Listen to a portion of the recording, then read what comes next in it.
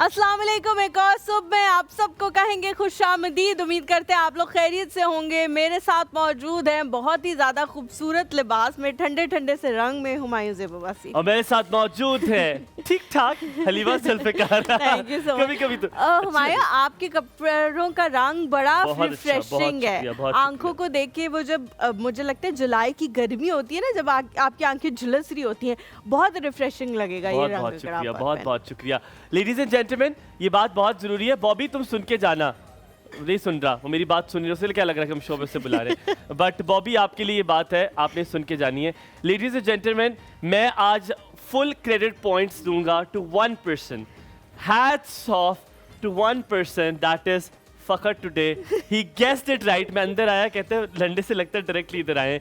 Ladies and gentleman, from head to toe I am wearing लंडा today. Really? From head to toe. Very good Fakhar, I am impress. मैंने आज completely Landa पहना हुआ है। ये shoes जो हैं ये लंडे से हैं, ठीक है, और ये बहुत खूबसूरत। अच्छा, मतलब बाकी चीजों का बंदा फिर भी गेस कर सकता है, लेकिन शूज का नहीं कर सकता, because shoes are in very very good quality. क्योंकि मैंने तकरीबन 8 से 9 घंटे का लगाए हैं, ठीक है, और मैं कहता हूँ मैंने तबाही फेर दी है, ठीक है। मैंने ये शर्ट लंडे से खरीदी है, मैंने पैंट लंडे से खरीदी है। पैंट 1000 रुपए की है, ठीक है। शर्ट जो है वो थी 700 रुपए, नहीं पहले बता दो, शर्ट थी 1800 रुपए की। अच्छा, पैंट 1800 की थी। तुम्हें पता है मेरे अंदर कैपेबिलिटी है 1000 की लेने की, 1000 की। शूज 6500 रुपए के हैं, लेकिन मैंने 2000 रुपए के लिए हैं, ठीक है।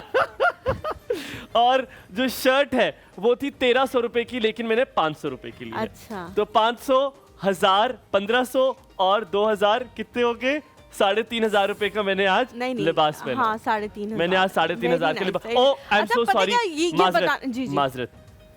ये सॉक्स भी टॉम हिल फिगर की सॉक्स हैं, 100 रुपए की हैं, ये भी मैंने लंडे से ली हैं।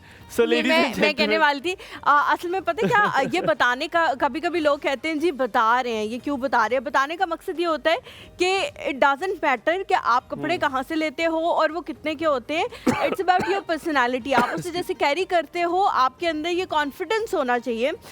मैं एक बंदे का इंटरव्यू एक दफ़ा देख रही थी, हुमायूं। उन्होंने कहा कि मैं जब गरीब था, मुझे नाम नहीं याद आ रहा है, आई एम रियली सॉरी। उन्होंने कहा जब मैं गरीब था तो मुझे बहुत शौक था डिज़ाइनर वॉच लेने का, इम्पोर्टेड डिज़ाइनर वॉच लेने का मुझे बहुत शौक था।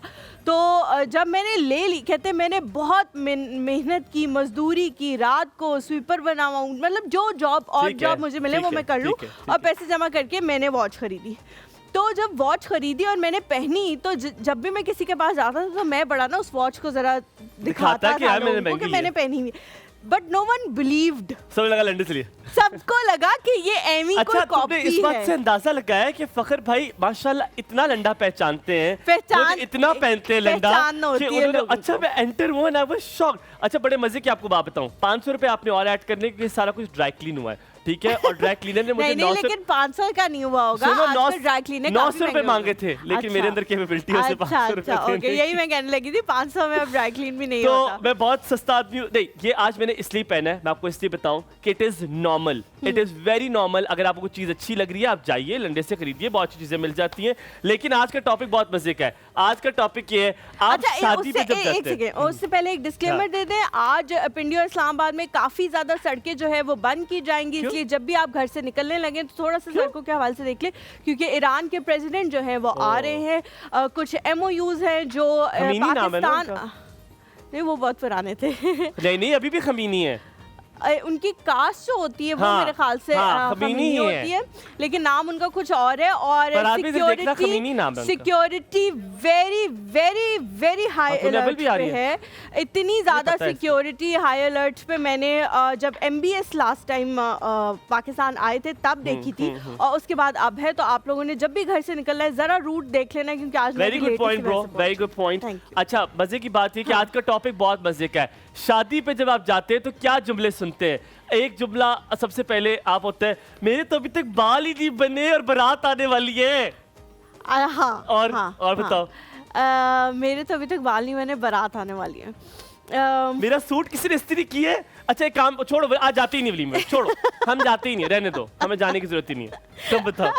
अच्छा मुझे एंड में वो जो एक्सेसरी सूट या चलो बाल तो बन जाते हैं, हाँ। लेकिन मुझे लगता है कि एंड में वो जो एक्सेसरीज होती है वो मिसप्लेस हो जाती हैं। मेरे जूते कहाँ गए, मैंने चूड़ियां यहाँ रखी थी, मेरा अभी मस्कारा यहाँ पड़ा था, अभी तो यहाँ रखा था, कौन लेके चला गया। और कभी कभी ऐसा होता है कि आपके प्रेस्ड कपड़े पड़े हुए होते हैं और उसके ऊपर कोई बेटा, बैठ के अपने जूते बैठना शुरू हो जाता है। ये सब ये मुझे बहुत मिलता है ये फंक्शन के दौरान होता है। ये उसी की बात कर रहे हो? फंक्शन के दौरान उसका होता ही है। अभी हम फंक्शन से थोड़े पहले चल रहे थे कि वो कपड़ों पे बैठ जाता है कोई और दूसरा आके क्या होता है मेरे इस्त्री वाले कपड़े और उसके ऊपर कोई बैठ गया। तो बेटा ये तुम्हारा कई रिश्ता होता है वो। अल्हम्दुलिल्लाह। बेटा क्या कर रहे हो आजकल? माशाल्लाह आंटी कुछ नहीं कर रहा, मर गया घर पे बैठा हुआ, आपको क्या मसला है? नहीं कुछ कर रहा। और लड़कियों से बहुत सारे सवाल इस तरह के होते हैं, रिश्ता हुआ है, मोटी हो गई हो, पतली हो गई हो, काली हो गई हो, खराब कर रही हो, बाल खराब हो गए। एक सेकंड, ए माशाल्लाह बहुत वेट लूज की बेटा आपने, बहुत वेट। इधर आओ मेरी जान, क्या रिश्ता हुआ तुम्हारा? अच्छा बहुत वेट गेन का भी लोग कहते हैं। नहीं और ये नहीं कहते हाँ एकदम से नहीं, इतना बड़ा मुंह हुआ है।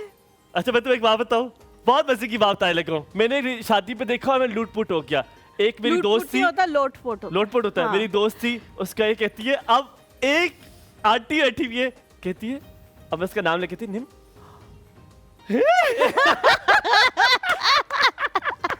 और मैं इतना हंसा, मैंने कहा ये क्या होता है? अच्छा पाकिस्तान में ना जब ये वाला कॉन्सेप्ट होता है ना तब कभी लोग खुश नहीं होते। आई जस्ट डोंट नो क्यों। अगर आप उन्हें कह दो कि नहीं ऐसा कुछ नहीं है तो वो कहते हैं अब इतना टाइम हो गया है, अल्लाह देगा। हाँ, अब आपको हो जाना चाहिए। खुद नहीं कर रहे हो या हो नहीं रहा है, मतलब ये भी अब सवाल आना शुरू हो गया है। और अच्छा बेटा सिर्फ 2 करना जी, आंटी आपसे पूछ के करेंगे नेक्स्ट टाइम कि 2 करने के लिए। एक होता है सब चले के आ जाओ ऊपर कमरे में आ जाओ, वहां बैठते हैं सारे, वहां बैठते हैं चाय नहीं, इस तरह की शेडी बातें हम नहीं करते। अच्छा बेटा एक काम करो, सबके लिए चाय बना दो, 50 लोगों के लिए चाय। आप जब जाते हो, मेरी बड़ी बहन आई रिमेम्बर जब उनकी शादी हुई थी तो हम लोग घर पहुंचे और ये रवाज अब आ गया है कि ज़ाहिर है पहले फोटोशूट भी कराना पड़ता है, तो you have to get ready बहुत पहले ना, मतलब सुबह दोपहर में ही आपको तैयार होना है और उसके बाद फिर फोटोशूट पे चले जाते हैं। तो मैं भी अपनी बहन के साथ फोटोशूट पे गई थी, तो मैं कोई 12 बजे की तैयार थी और रात के 12 बज रहे और मेरा दिल ऐसा कर रहा था उस वक्त कि मैं कोई पोचा कहीं से पकड़ूं, मैं अपने मुंह पे ऐसे मारूं कि मेकअप उतारना ना पड़े, इतनी मैं थक चुकी थी उस मेकअप से। तो मैं वॉशरूम में खड़ी हुई और अब वो जो पलके जो आर्टिफिशियल होती है ना हुमायूं, आपको कभी उसकी तकलीफ का अंदाजा नहीं हो सकता जब आपकी वो असल पलक के साथ चिपक जाए। हाय तो फिर आप उसको पील कर रहे होते हो लेकिन बहुत तकलीफ हो रही होती है। और तो आपके पास तो है टोटल 4-5 पलके, 2 रह गई होंगी।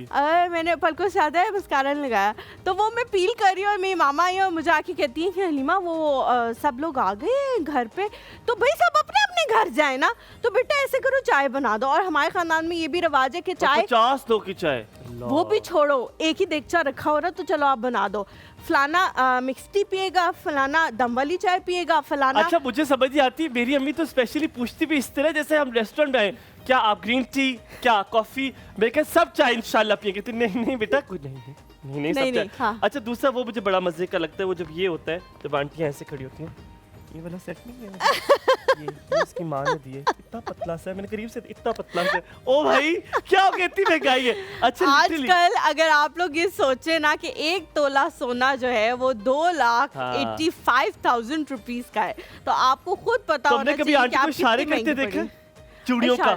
मैंने लिटरली इशारे करते देखा, ऐसे करती हैं, सिर्फ 4 दिए।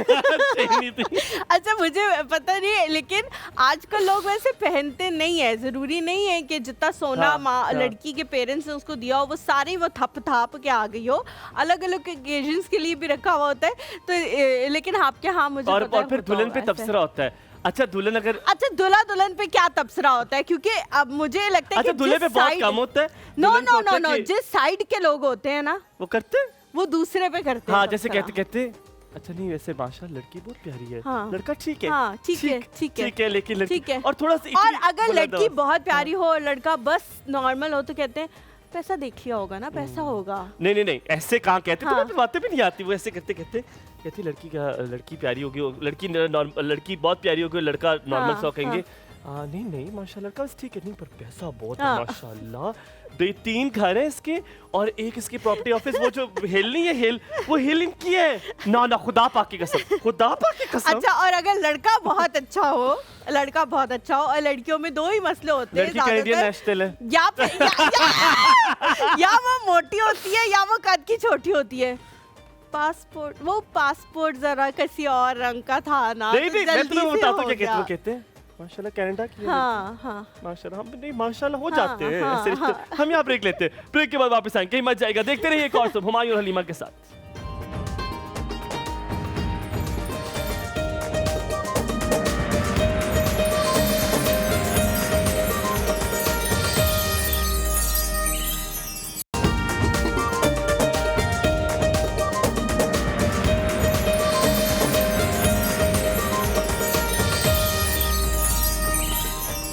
खुश आमदीद कहेंगे एक बार फिर आपको एक और सुबह में हुमायूं और हलीमा के साथ। और आज हम आपको एंटरटेन कर रहे हैं अपने शादी के कुछ जुमलों के साथ। आप भी बता सकते हैं कौन से जुमले आपको सुनने को मिलते हैं। हमें तो बहुत सारे जुमले सुनने को बहुत मिलते सारे हैं। ऐसे जुमले हैं जो हमने ब्रेक के दौरान भी डिस्कस Discuss किए कर हैं। ज़ाहिर है दिया। हमारे पास टाइम नहीं होता, इंट्रोडक्शन का एक खास लिमिटेड टाइम होता है, लेकिन ब्रेक के दौरान भी हम डिस्कस कर रहे थे कि किस किस किस्म के जुमले जो है जुमले वो जो है वो हमें शादी पे आपको बोले खानदानों जाते, के सुने या जाते हैं। या एक्सटेंडेड फैमिली के या फ्रेंड्स के हवाले से जो है वो सुनने को मिलते अच्छा हैं। तारीफें बहुत सुनने को आपको मिलती है अक्सर। आप you get to good positive aunties give you हाँ, तारीफ। आपकी स्माइल बड़ी नहीं, प्यारी I don't think aunties give you good positive तारीफ। आई थिंक कि जो All ये aunties वाली give me good तारीफ। ये वाली जनरेशन है ना, जो हमारे वाली जनरेशन है, मुझे लगता है कि वो जब तारीफ करते हैं तो मुझे लगता है वाकई में कि ये दे मीन इट। अच्छा मेरी तो सारी आंटियां तारीफ करती हैं, सिंगल हो ना हाँ, इसलिए करती हैं। अमीर भी हो, हाँ और अमीर अम्मी अबू के बेटे भी हो। अच्छा मैं तो- जब स्माइल करता हूँ ना, जब मैं स्माइल करता हूँ तो लोग अक्सर मेरी तारीफ करते हैं कि यार you have very pretty smile, because I have trained myself to smile. Because मेरा थोड़ा सा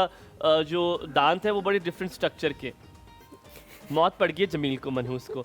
मेरा स्ट्रक्चर बड़ा डिफरेंट है, तो अगर मैं अपनी तरह कभी जिंदगी में अगर मैं नेचुरल हंसूंगा तो अल्लाह माफ करे, ठीक है। मैंने नेचुरल भी आपको हंसते हुए देखा देखा। मैंने, बहुत बुरा लगता है, मैं पागल हूँ हंसते हुए, और मैं मेरी आवाज भी आती है, हाँ, तो पता है ना हाँ, हंसते हुए। हाँ। बट अगर मैं ट्राई करूँ कि मैंने जिस समय सोच के रखा हुआ है कि मैंने हाँ। ऐसे स्माइल करनी है, तो that's a very pretty smile I guess. अच्छा चलें जी, अल्लाह करे आपकी तारीफें जो है वो शादी के बाद भी कंटिन्यू रहें, ताकि Smile आपको की। इस बात का पता लगे कि तारीफें असली थी या नकली थी या जाली थी। इशारा दिया हम आपने जी बदतमीजी में। चलें स्माइल के हवाले से ही बात करेंगे आज। बहुत सारे लोग होती हैं जिनकी स्माइल ऐसी होती है, अनफॉर्चुनेटली कहना नहीं चाहिए इस तरह से, लेकिन डेवस्टेटेड फील करते हैं आप उनकी Shattered हो स्माइल को जाते हैं, देख के, हाँ, शैटर हो जाते आप हैं। उनको देख के बहुत पसंद कर रहे होते हो, जब लेकिन वो हंसते हैं, आप हाँ, कहते हो, "Okay." लेकिन आप फिर उनके कॉन्फिडेंस की भी दाद देते हो कि यार बड़ा कॉन्फिडेंस चाहिए इस तरह की दांतों पे इस तरह की अक्सर स्माइल देखा है, करने के बहुत लिए। खूबसूरत लोग होते हैं हाँ। व्हेन दे स्माइल के, तो यार वो कभी जो साफ होता है किया ना, आपने? कभी आपने ये देखा है कि वो एक आवाज होती है जो किरचियों की आती है, शीशा टूट के जो किरचियां बिखरती हैं ना, उसकी हाँ। आती है। तो कभी कभी Glass कुछ break। कुछ लोगों के स्माइल लेके आपको आपके तसव्वुराती दुनिया में भी एक इस तरह की आवाज़ जो है वो आपको आती है। डेंटिस्ट्री के हवाले से बात करेंगे, और डेंटिस्ट्री से रिलेटेड बहुत सारी ऐसी चीज़ें जिनके बारे में हम बात कर चुके हैं, लेकिन फिर भी मुझे कभी कभी लगता है कि बहुत सारी चीज़ें ऐसी भी हैं जिनको अभी तक हमने शायद Explore या टच ना touch नहीं किया हो, या हमसे रह गई हो, या हमारे टॉपिक में हो, लेकिन टाइम की किल्लत की वजह से हम उसके हवाले से सवाल ना पूछ सके हो। तो उनके हवाले से जी बात करेंगे। हमारे साथ जो शख्सियत मौजूद है, डॉक्टर साहब हैं, डेंटिस्ट हैं, पहले भी यहाँ पे आ चुके हैं। उनको दोबारा से बुलाने का मकसद ये है कि उनकी फील्ड में बहुत सारी ऐसी चीज़ें हैं जो वो ऑलरेडी करते हैं, और उनकी वीडियोस वगैरह हम देखते हैं, लेकिन अनफॉर्चुनेटली हम यहाँ पे डिस्कस नहीं कर पाते। तो आज उनसे वो सारी बातें पूछेंगे जी। हमारे साथ मौजूद हैं डॉक्टर तारिक अकबर। डॉक्टर साहब आ जाएं। अस्सलाम वालेकुम। मेरा ख्याल है हम ये जो दुरानियाँ होता है इसमें हम कोई गप्पे शप्पे मार लिया करें, एक इंट्रो पूरा हो सकता है। अस्सलाम वालेकुम डॉक्टर साहब, क्या हाल चाल है? आज तो आपने स्क्रब पहन कर आए हैं। कैसे आपने आप? कहा कि शायद Please यहीं have से a शुरू हो seat। जाएगा काम शाम। बस मैं एक पेशेंट करके आया, मैंने कहा एक कर लिया, बाकी को आपने कर दिया डॉक्टर साहब। या तो इस वाले कोने को आप पकड़ लें, या कोई एक कोना पकड़ना पड़ेगा आपको, क्योंकि कोना कोना खेल रहे हैं। ठीक है। बहुत शुक्रिया आपका। कैसे डॉक्टर साहब, बहुत बहुत शुक्रिया आने के लिए। आप कैसे? अल्हम्दुलिल्लाह का लाख लाख शुक्र। आप सुबह सवेरे इतना फजर के टाइम पेशेंट करके आए? मैं हमारे 8 बजे से स्टार्ट होते हैं, तो 8 से जो 9:30 वो पेशेंट कर लिया। अभी 10 से 11 बजे का ब्रेक करके फिर इंशाल्लाह जाके पेशेंट करेंगे। बहुत बहुत शुक्रिया डॉक्टर साहब आने के लिए, that's very sweet of you. सबसे पहला सवाल हम पूछ लेते हैं आपसे। हम क्योंकि आज टॉपिक हमारा इस तरह का, शादी पे आपको कुछ जुमले सुनने को मिलते हैं। आप तो वैसे डॉक्टर भी हैं, शादी से पहले कुछ और मिलते होंगे। बेटा कहीं हो ये बात तुम्हारी तय, ये पहले पूछा जाता होगा, या अब क्या जुमले मिलते हो आपको शादी में? ये पठानों की शादी थोड़ी डिफरेंट होती होगी। अभी तक शादी नहीं हुई। अभी आपकी शादी नहीं नहीं हुई? नहीं, इंशाल्लाह ईद की बात। तो फिर आपको तो ये सवाल होता है बेटा शादी? हाँ बस ये बड़े सुन लिए, लेकिन ये है कि अभी एंगेजमेंट मेरी हो गई है। वैसे पठानों की शादी पे क्या जुमले बोले जाते हैं अक्सर? क्या होता है? खाना खुल गया है, खाना खा लें। हाँ खाना खुल गया, ये बंदा रह गया, मैंने घर खाना लेके जाना है, वो बंदा रह गया। सही है। अगर उसको आपने ख्याल नहीं रखा तो मेरे रिश्तेदार हैं, उनका स्पेशल ख्याल रखो, उनको अलग बूटी चाहिए, उनको जरा ये चीज़ हमारे साथ। और मैंने कसम खा ली है मैं खाना नहीं खाऊंगी। हाँ, मैंने कसम खा ली है इस जगह से अब मैं एक बोटी भी नहीं खाऊंगी। बिल्कुल। और उसके बाद सबसे ज्यादा वो खा रही होती घर भी वो लेके जी जाती। जी जी वही। लेकिन ये जो आपने बोटियों वाली बात की ना कि फ्लां बोटी फ्लां को चाहिए और ये वाली, ये ज्यादातर होती है बेटियां बहनों के जो ससुराल होते हैं ना, ससुराल, उनका special, बड़ा हाँ। ध्यान रखना पड़ता है कि वो कि फिर- उनको सही जगह पे बिठाया है नहीं बिठाया, वो कोई नाराज ना रह जाए, वो कहीं खड़े ना रह जाए, उनको देर से हलीमा, खाना ना मिले। ये बेटा बहुत मेरे लिए मुश्किल। मीठा ला दोगी? हाँ। देखो क्या है मीठे में ना, पहले हाँ। आंटी को मेन्यू बताओ मीठे का। बेटा तो आधा सा गुलाब अच्छा जामुन ले आना। एक चीज मैं आप लोगों को बता दूं कि जब कोई आपसे आके शादी पे पूछता है ना कि आपको कुछ चाहिए, तो वो कर्टसी में पूछ रहा होता है, आपको आगे से कहना होता है कि नहीं मुझे नहीं चाहिए कुछ। लोग वाकई मेन्यू बताना शुरू कर देते हैं पूरा पूरा, हुमायूं कि हाँ हाँ मुझे ये चाहिए, ये भी वाला ला दो, ये भी ला दो। हाँ थोड़ा सा ये डाल देना, थोड़ा सा हाँ। वो डाल देना, मैं आपको प्लेट बना के देता हूँ। पर डॉक्टर साहब अब आपके पास आते हैं, सबसे पहले पूछते हैं ऑन्टोडोंटिस्ट क्या होता है? If I am pronouncing it right, first of all orthodontist होता है, क्या होता है? What is the pronunciation on rightly? आप डेंटिस्ट्री की एक फील्ड है जो जिसकी आपकी स्पेशलाइजेशन है। First of all what is the pronunciation, right pronunciation, और ये होता क्या है? बिस्मिल्लाहिर्रहमानिर्रहीम, बहुत शुक्रिया। ये है एंडोडोंटिस्ट। एंडोडोंटिस्ट। एंडोडोंटिस्ट। एंडोडोंटिस्ट जिस तरह मेडिकल में फर्दर स्पेशलिटी होती है, सर्जरी होती है, नीरो होती है, आर्थोपेडिक होती है, एंटी होती है, पेडियाट्रिक होती है, मुख्तलिफ सर, इस तरह हमारे डेंटिस्ट में फर्दर स्पेशलिटी होती है। जिस तरह एंडोडोंटिस्ट है, प्लास्टोडोंटिस्ट है, पेरियोडोंटिस्ट है, मैक्सोफेशियल सर्जरी, तो मेरी जो स्पेशलिटी है वो एंडोडोंटिस्ट है। एंडोडोंटिस्ट बेसिकली वो डेंटिस्ट्री की वो फील्ड है जिसमें हम ऐसे कोई स्पेसिफिक बीमारी उसका इलाज करते हैं। जिस तरह हमारे पास जिसमें ज़्यादातर आती है रूट केनाल, जो RCT जिसको हम कहते हैं, डेंटल फिलिंग्स, मुख्तलिफ फिलिंग्स की पीर टाइप से वो बता देंगे। इसके अलावा हमारे पास ब्लीचिंग आती है, जो जिसको हम बेसिकली कहते हैं कि हमने दांत सफ़ेद करने, वाइटनिंग करनी है। इसके अलावा हमारे पास हॉलीवुड स्माइल आते हैं, और हमारे पास एंडोपोस्ट, फाइबर फोस्ट, ये ऐसी बीमारी जो हम इस फर्दर इस स्पेशलिटी में फर्दर करते। जनरल डेंटिस्ट तो वैसे सब कुछ करते हैं, लेकिन फिर जो हमारी स्पेशलिटी है इसमें हम ऐसी कोई स्पेसिफिक बीमारी है जो हमारे फील्ड के साथ रिलेटेड है, तो एंडोडोंटिस्ट में वही स्पेशलिटी में वही बीमारी हम ट्रीट डॉक्टर करते हैं। इससे पहले आपने आप सवाल पूछे, मैं ये बता दूं कि डॉक्टर साहब को हमने कोना कोना नहीं खेले थे, हमने उनको उधर इसलिए किया है क्योंकि उनकी चाय भी वहाँ पड़ी थी, चाय वहाँ वहाँ पे पे एंगल ही पड़ी बड़ा थी। अच्छा उनका आ रहा है, तो अच्छे लग रहे। तो आप लोग ये ना कहिएगा कि इनके साथ खेलना शुरू कर दिया हमने। अब आप सवाल पूछ सकते हैं। थैंक यू जी, थैंक यू सो मच। अच्छा डॉक्टर साहब, आपने खुद से कहा कि हम टीथ वाइटनिंग भी हमारी ही फील्ड के अंदर आता है। कुछ लोग कहते हैं कि टीथ वाइटनिंग बहुत ज़्यादा नहीं करानी चाहिए क्योंकि इंसान के जो टीथ का बेसिक कलर लोग है कहते हैं करानी भी वो नहीं चाहिए। कहते बहुत वो, ज़्यादा, हाँ कहते बहुत करानी ज़्यादा नहीं तो बिल्कुल चाहिए। ही नहीं करानी चाहिए, लेकिन कहते हैं कि जो बेसिक कलर है वो थोड़ा येलोइश ही है, बिल्कुल वाइट नहीं है। ये बात कहाँ तक ठीक है, और क्या जो पॉलिशिंग है या इस तरह की चीज़ें हैं वो करानी चाहिए, नहीं करानी चाहिए, या फिर तो देसी टोटकों से अगर कलर बेहतर करने की कोशिश करें तो वो ज़्यादा होगा बजाय कि केमिकल बार बार अपने दांतों पे लगवाएं? अच्छा, पहले तो दो चीज़ें जो एक लोगों में कन्फ्यूजन है। लोग डेंटल जो स्केलिंग होती है ना और ब्लीचिंग, इसको लोग कंफ्यूज होते हैं। कंफ्यूज करते हैं। लोग हमारे पास आते हैं कि हमने दांत सफ़ेद करने, जब हम स्केलिंग करते हैं तो वो फिर कहते हैं डॉक्टर साहब वो रिज़ल्ट तो नहीं है जो लोग कहते हैं ना।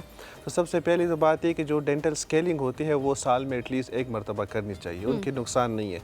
वो बेसिकली हम ये कहते हैं कि जो हमारे दांत के ऊपर एक जो लेयर्स आती है जिसको हम कैलकुलस कहते हैं, हम ब्रश सही नहीं करते या खाना वगैरह का कि हम हाइजीन नहीं रखते, तो हमारे दांत और मसूड़ों के दरमियान जो गैप होते हैं इसमें जो प्लॉक एंड कैलकुलस जमा होते हैं, हमने उसको रिमूव करना होता है स्केलर के थ्रू। वो एक मैकेनिकल प्रोसेस, हम कोई केमिकल का इस्तेमाल नहीं करते। और उसके बाद हम पॉलिशिंग पेस्ट लगाते हैं, जो भी एक नॉर्मल ज़्यादा वो ख़तरनाक चीज़ नहीं है, इसको हम कहते हैं स्केलिंग एंड पॉलिशिंग। इसके बाद एक और चीज़ आती है, इसको हम कहते हैं वाइटनिंग, जिसको ब्लीचिंग भी कहते हैं।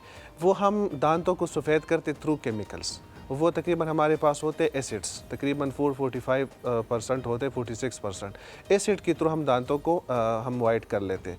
अब डेंटल स्केलिंग और पॉलिशिंग के कोई नुकसान नहीं है, लेकिन जो ब्लीचिंग है वाइटनिंग उसका नुकसान है। Just need to correct that sentence as well, मुझे, क्योंकि आपने कहा कि ब्लीचिंग का नुकसान है। नुकसान तब है अगर आप उसे गलत तरीके से उसकी प्रिकॉशनरी मेजर्स नहीं लेते तब, वरना तो नुकसान नहीं है ना। नहीं, फिर भी है। मैं बार बार एक चीज़ कहता हूँ, अगर हमें ज़रूरत नहीं है, मतलब फॉर एग्जांपल हमारे दांत ठीक है, कभी कभार तो लोगों को ज़रूरत, हमारे पास जो ब्लीचिंग के पेशेंट आते हैं वो 90% फीमेल्स होते हैं कि कल हमारी शादी है और ये है और बस हमारे दांत अच्छे होने चाहिए। हम कहते हैं इसके नुकसान ये कि आपको बाद में ठंडा गर्म, नहीं डॉक्टर साहब ठंडा गर्म छोड़ दे, बस कल पिक्चर अच्छी आनी चाहिए। सही है। तो लेकिन ये वाकई मसला तो होता है ना, आप जब फोटोग्राफर आपको कहते हैं कि आप टीथ स्माइल करो और आपकी टीथ स्माइल इस काबिल ही नहीं है कि वो मतलब अच्छी लगे या कुछ, तो पिक्चर्स तो जाहिर है पूरी जिंदगी चलनी होती है। उसका ऑल्टरनेटिव क्या है, उसके बारे में हम पूछेंगे। हमारे साथ कशिफ राना है जी। अस्सलाम वालेकुम। वालेकुम अस्सलाम। हुमायूं हलीमा, कैसे मिजाज आपके? बिल्कुल ठीक, आप कैसे? अल्हम्दुलिल्लाह, बड़े कूल लग रहे हैं। थैंक यू सो मच, बहुत शुक्रिया। हाँ, जब ने बड़ा कूल सा कलर पहना है, इट्स वेरी बीच टाइप। आपने ये क्यों बताया कि आपने लंडे के कपड़े पहने हैं? एलवी इस तरह की बातें छुपाते हैं, आपने बता दी सर। मैंने यही बात कही थी, मैंने यही कही थी कि हुमायूं ने बात इसलिए बताई है ताकि हम ज्यादा से ज्यादा लोगों से कनेक्ट कर सके कि हम भी ऐसी चीजें करते हैं, छुपाने और लोगों को करना चाहिए। पता है, आपको सिर्फ एक काम करना, मुझे थोड़ी सी हल्की फुल्की शर्म आती तो मास्क पहन के चला जाता हूँ, पर मनहूस हर कोई मुझे पहचान रहा था वहाँ पे। मेरे इतने लोग मुझे मिले, मैंने कहा हाँ मेरी अम्मी यहीं घूम रही है, सब्जी लेने आया हूँ। नहीं, मैंने बता दिया, मैंने कहा मेरे कपड़े लेने आया था। What difference. सही। और शादियों के हवाले से आपने पूछा था। शादियों पे जो बात ज्यादा कॉमन सुनने को मिलती है, वो उस हवाले से मैं बात करना चाहती हूँ। बताएं जी, बताएं। हमारे शादियों पे अक्सर लोग रिश्तेदार जो होते हैं छोटी छोटी बातों पे नाराज हो जाते हैं। बात दफा तो वो रुस जाते हैं और उनको मनाना पड़ता है। और हालांकि इतनी छोटी बात पर जब मेहमान आके बैल भी कोई बजाए तो घर वाले पूछ लें कौन है। हाँ जी जी, आज जैसे कौन हो गए। हाँ, बिल्कुल सही कह रही है। मेरा भी खानदान में इसी तरह का वैसे, अगर ऊपर से पूछते कौन, नाराज हो जाते हैं जैसे कौन हो गए। हाँ, ये बात है। और टॉपिक बड़ा अच्छा है आपका। डॉक्टर साहब से भी मैं सवाल पूछना चाहूँगी। जरूर जरूर। जी बिल्कुल। वालेकुम सलाम। डॉक्टर साहब, मेरा सवाल ये है कि बाज़ दफ़ा ऐसे होता है, बल्कि अक्सर ऐसे ही होता है कि ब्रशिंग के बाद भी दांत सफेद नहीं होते, तो इसकी क्या वजह होती है? और दूसरा सवाल मेरा ये है कि बच्चों में ब्रशिंग की आदत को कैसे हम डेवलप कर सकते हैं?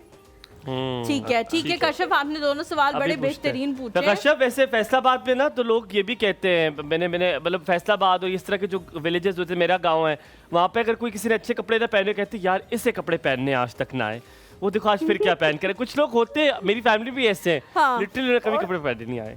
और वो बरी पे भी बड़ी हुमायूं बातें होती हैं, बरी बिल्कुल नहीं अच्छी सी। नहीं, अच्छा, हमारी बरी पे बातें नहीं होती, हमारी में कोनियों का टकरार होता है, कोनी मारते हैं, इसे पता चल जाता है। कोई ड्रेस दिखाया, हल्की सी कोनी मारी, अगर पैर मारा है तो ठीक है, कोनी मारी तो ठीक नहीं है, है ना? लड़कियों से बातें करते हैं मेरा। हाँ। लेकिन आपके भी ना इस तरह के फ्रेंड्स बड़े जरूरी होते हैं जो आपकी आंखों वाली बातों को समझ जाए। एक चीज, आई हेट दोस पीपल, जहर वो आंटियां मुझे लगती है जिनको जेवर और कपड़े दिखाते हैं और वो कहती है बिल्कुल मेरी वरी में ऐसा ही सूट था, यही जेवर यही मेरी माँ ने मुझे दिया था, ये नहीं हो सकता, झूठ। चले, ख्याल रखे। Thank you so much. अच्छा, इन्होंने जो बात की ना उससे मुझे याद आ गया, मेरी शादी में बहुत बड़े मतलब इस तरह के थोड़े वीआईपी लोग आए हुए थे, बड़े। अच्छा जी, हम तो छोटे थे। मिनिस्टर आए हुए थे, एक्स प्राइम मिनिस्टर आए हुए थे, इस तरह के लोग आए हुए थे। My God, flex. अब जब खाना लगा ना तो जाहिर है हमने कहा कि उनको वहीं पे सर्व कर दे, वो जाके जो बुफे है उसमें से नहीं लेंगे, उनको वहीं पे सर्व कर दे। तो कुछ इस तरह का हुआ, मैं समझ गया हूं, मैं तो समझ किसी और के आगे जो टेबल रखा हुआ था वो वेटर ने जल्दी में उठा के उनके आगे रख दिया। तो बस फिर वो आज का दिन है कि अभी तक मैं उसके ताने वक्तन यार ये बनते हैं ताने, मेरे से भी करते, मैं करता। मिसेस फुरकान, अस्सलाम वालेकुम। वालेकुम अस्सलाम। कैसी हैं आप? बिल्कुल ठीक, आप कैसी हैं? Good morning. हलीमा, बिल्कुल ठीक अल्हम्दुलिल्लाह, आप कैसी हैं? जी शुक्र अल्लाह पाक का। डॉक्टर साहब अस्सलाम वालेकुम। वालेकुम सलाम। ज़ैनब को भी अस्सलाम वालेकुम। वालेकुम अस्सलाम। आप दोनों जी बहुत प्यारे लग रहे हैं आप दोनों। बहुत शुक्रिया, बहुत शुक्रिया। थैंक यू, बहुत शुक्रिया। सलामत रहे आप। आप शादी पे कौन से जुमले सुनती हैं जो याद रह जाते हैं? आपको शादी पे कौन से जुमले सुनने को मिलते हैं जो याद रह जाते हैं, आज जो हम बात कर रहे हैं? अच्छा, नहीं, मुझे आइडिया नहीं हुआ अभी तक इन चीजों का ना। नहीं, आपने शायद देखा नहीं स्टार्ट से, तो आपको इसकी समझ नहीं आ रही। जैसे कि वो अक्सर नहीं आंटियां शादी पे कहती है अच्छा मैंने ना अभी लगाया क्योंकि ना केबल नहीं आ रही थी। वो अक्सर आंटियां नहीं शादी पे कहती हैं कि ये खाना मुझे ऐसा दे दिया है, देर हो गई है, कोई ऐसे रोटी नहीं दी, नान थोड़ा दे दिया है, मीठा नहीं दिया, कोल्ड ड्रिंक ठंडी नहीं दी, लड़की अच्छी नहीं लग रही, लड़का बस ठीक ही है, सास इसकी बड़ी तेज है, देखना इसको लग पता जाएगा। ओ ये भी होता है। ये जुमले तो हाँ जी बिल्कुल, ये जुमले तो बहुत सुनने में आते हैं। लोग खाना चाना खा लेते हैं, उस वक्त बहुत मजा आ रहा होता है। हाँ। जब थोड़ा सा साइड करते हैं, नमक कम नहीं था, मसाला नहीं थी, मुर्गी बिल्कुल कच्ची थी, पता है, बिल्कुल कच्ची थी। हालांकि पूरी मुर्गी उन्होंने सारी खाई, एक मुर्गी उन्होंने खाई होगी, लेकिन सारी मुर्गी कच्ची थी। मैंने उल्फा पूरी खा जाते हैं भर के। अच्छा, वो आखिर में मेरे खानदान वाले, नहीं मेरे खानदानी किसी और खानदान की बात कर रहा हूँ, कहते हमें तो कुल्फा मिला ही नहीं। कुल्फा था? अच्छा, हमें तो पता ही नहीं, हमें तो मिला ही नहीं। डॉक्टर साहब से कुछ पूछेंगी? हालांकि जब कुल्फा आता है ना, लोग खाना छोड़ के सबसे पहले कुल्फा लेते हैं, यस, खाना शुरू कर आप डॉक्टर साहब से कुछ पूछेंगी? जी मैं पूछूंगी। जी मेरी ना जो दाढ़ें हैं वो सारी खराब हो गई हैं, उनमें खोड़ आ गया हुआ है। ओहो। वो मैंने करवाने की कोशिश की है, लेकिन इसका ट्रीटमेंट जो है ना बहुत ज्यादा लंबा है। तो मैं डॉक्टर साहब से ये पूछना चाहूंगी कि अक्सर ना मेरे खून निकलना शुरू हो जाता है मुंह में से ना। ठीक है, अभी पूछते हैं। यानी खुद ही कोई चीज आपने कुछ पूछना है डॉक्टर साहब उनसे? भी नहीं हो जी तो या जवाब आप देंगे? हो जाता है। क्वेश्चन पूछूंगा, कोई मेडिकल हिस्ट्री आप आपसे कुछ पूछना चाह रहे हैं मिसेस फरकान? डॉक्टर साहब कुछ पूछना चाह रहे हैं आपसे? जी जी। अच्छा, मुझे ये बताएं कि आपको कोई मेडिकल हिस्ट्री है, कोई ब्लड प्रेशर, शुगर या कोई और बीमारी, या कोई आप मेडिकेशन ले रहे हो किसी चीज़ के लिए?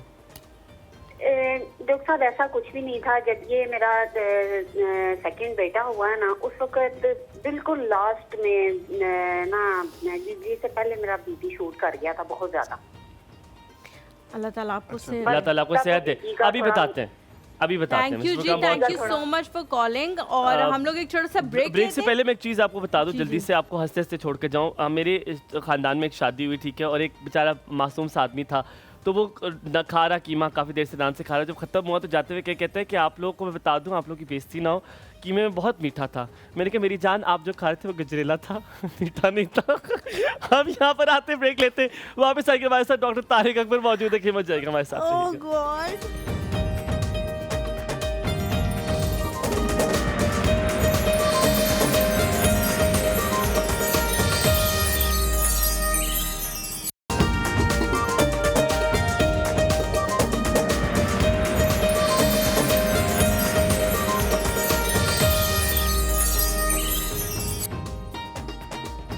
Welcome back ji after the break. मैं आपको जल्दी से एक छोटा सा बात बताता हूँ, मैंने हलीमा को बताया था, फिर हम वो 2 सवाल पूछते हैं डॉक्टर तारिक भाई से। मेरे ताया बू जो है इज़ वेरी देसी एंड वेरी स्वीट, तो वहाँ पे गांव में तो बहुत सारे से लोग आते हैं, तो एक बेचारा इंसान आया, आई होप मुझे मारना पड़े इसके बाद। तो वो मैं यही कहने लगी थी कि हमारे तुम्हें कभी किसी से मारा नहीं है यार, तो क्यूट सा वाक्य है। तो वो आया और उसने मेरे पता नहीं 50 रुपया 100 रुपया, उसने कहा कि ये मेरी तरफ से मारेंगे।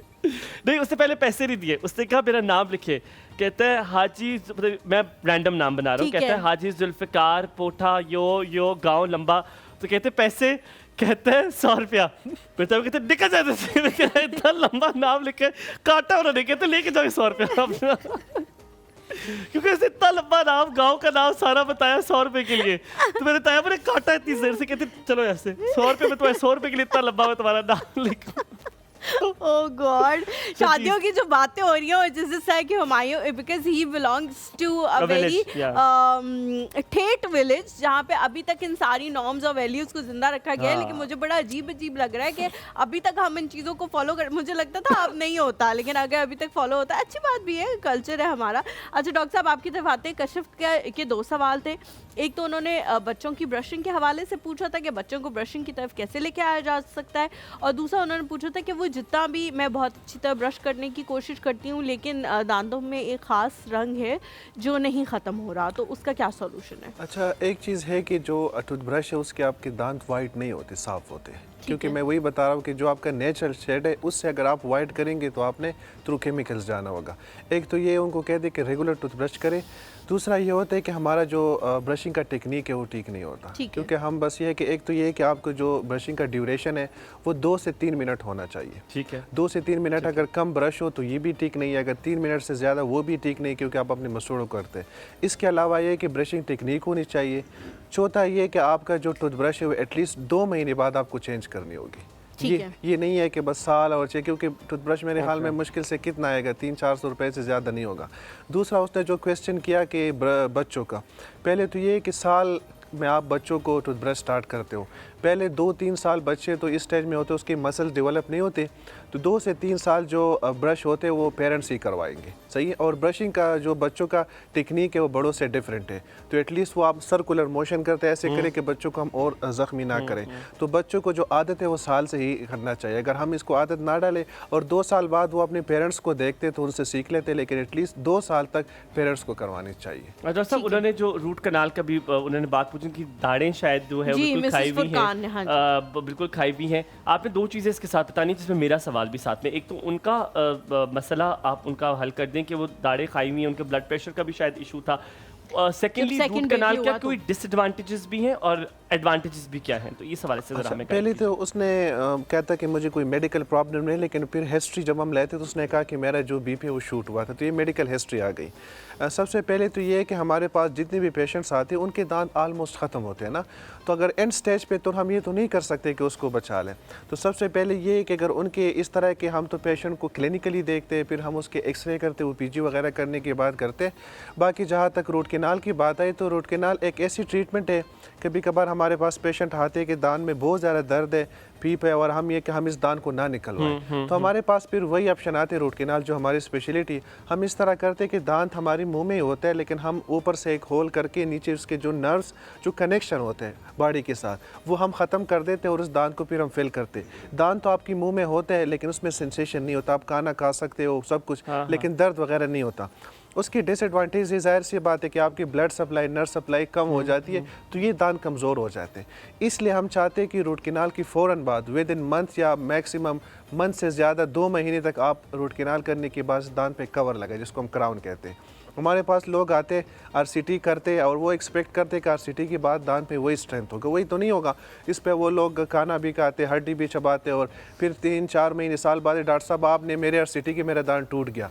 तो मैं कहता हूँ कि आरसीटी के 1 महीने के अंदर आपको उसको क्राउन लगाना चाहिए। अगर आपने क्राउन नहीं लगाया, क्योंकि ऑलरेडी वीक हो गई है उसकी ब्लड सप्लाई, नर्व सप्लाई, तो आरसीटी की डिसएडवांटेज है कि दांत कमज़ोर है, लेकिन अगर हम क्राउन लगाए तो ये जो कमज़ोरी है वो किसी हद तक crown is important in root canal. Treatment को मुकम्मल करें ना, मुकम्मल करें आप, बिल्कुल। क्योंकि Halima, I tell you doctor साहब, शायद ये बात आप भी बताइएगा कि थोड़ा सा एक्सपेंसिव हो जाता है, वो लोग जल्दी वो कर देते हैं रूट कैनाल के साथ। अगर आप क्राउन लगवाएं तो एक्सपेंसिव होता है, लोग सस्ता काम करते हैं, वो चल भी जाता है, लेकिन इट्स नॉट बेनिफिशियल। हम इसके बारे में मजीद डिटेल पूछेंगे। अब चलते हैं अपनी बार्बी डॉल के पास। बार्बी डॉल, अस्सलाम वालेकुम, क्या हाल चाल है? कैसी हैं आप? बहुत प्यारी लग रही हैं। थैंक यू सो मच जी, आप दोनों भी बहुत अच्छे लग रहे हैं। Thank you so much. मैं तो अच्छा लग रहा हूं आज आप पता नहीं किस गोरे ने पहने होंगे कपड़े कौन सा गोरा को जब भी मुझे देख रहा होगा टेलीविजन पे। जी जी, तो आज क्या बना लेंगे? आज जो है अफगानी डिश बन रही है, और ईरान में भी ये खाई जाती है और अफगानिस्तान में भी खाई जाती है। ओरिजिन इसका अफगानिस्तान है। तो ये आपने इसलिए बनाई है क्योंकि आज खमीनी साहब आ रहे हैं? मुझे पता ही नहीं था और ये तो बाय चांस हो गया। मुझे लगा आज इसके बाद आप डिश उधर लेके जाएंगे। हाँ, वैसे लेके जानी चाहिए मुझे। और इसको कहते हैं बुरानी बानजान। मैंने खाया बनजान कहते हैं। बुरानी बनजान, बरानी नहीं होता, बरियानी नहीं होता, बोरानी होता है। हाँ, बुरानी कह रहा हूँ, बुरानी बनजान। ये मैंने इसलिए खाया हुआ क्योंकि मेरी दोस्त आरिफा है, उनके हस्बैंड इज फ्रॉम अफगानिस्तान, तो उनकी मुस्तफा की अम्मा ने बना के भेजा था। व्हाट अमेजिंगली, बड़ा सॉफ्ट सॉफ्ट है। ये कैसे बनती है? क्या इस तरह से बनता है कि इसका प्याज टमाटर का जो मसाला होता है वो अलग से बनता है, थोड़ा सा वो खट्टा होता है क्योंकि टमाटर इसमें ज़्यादा जाते हैं।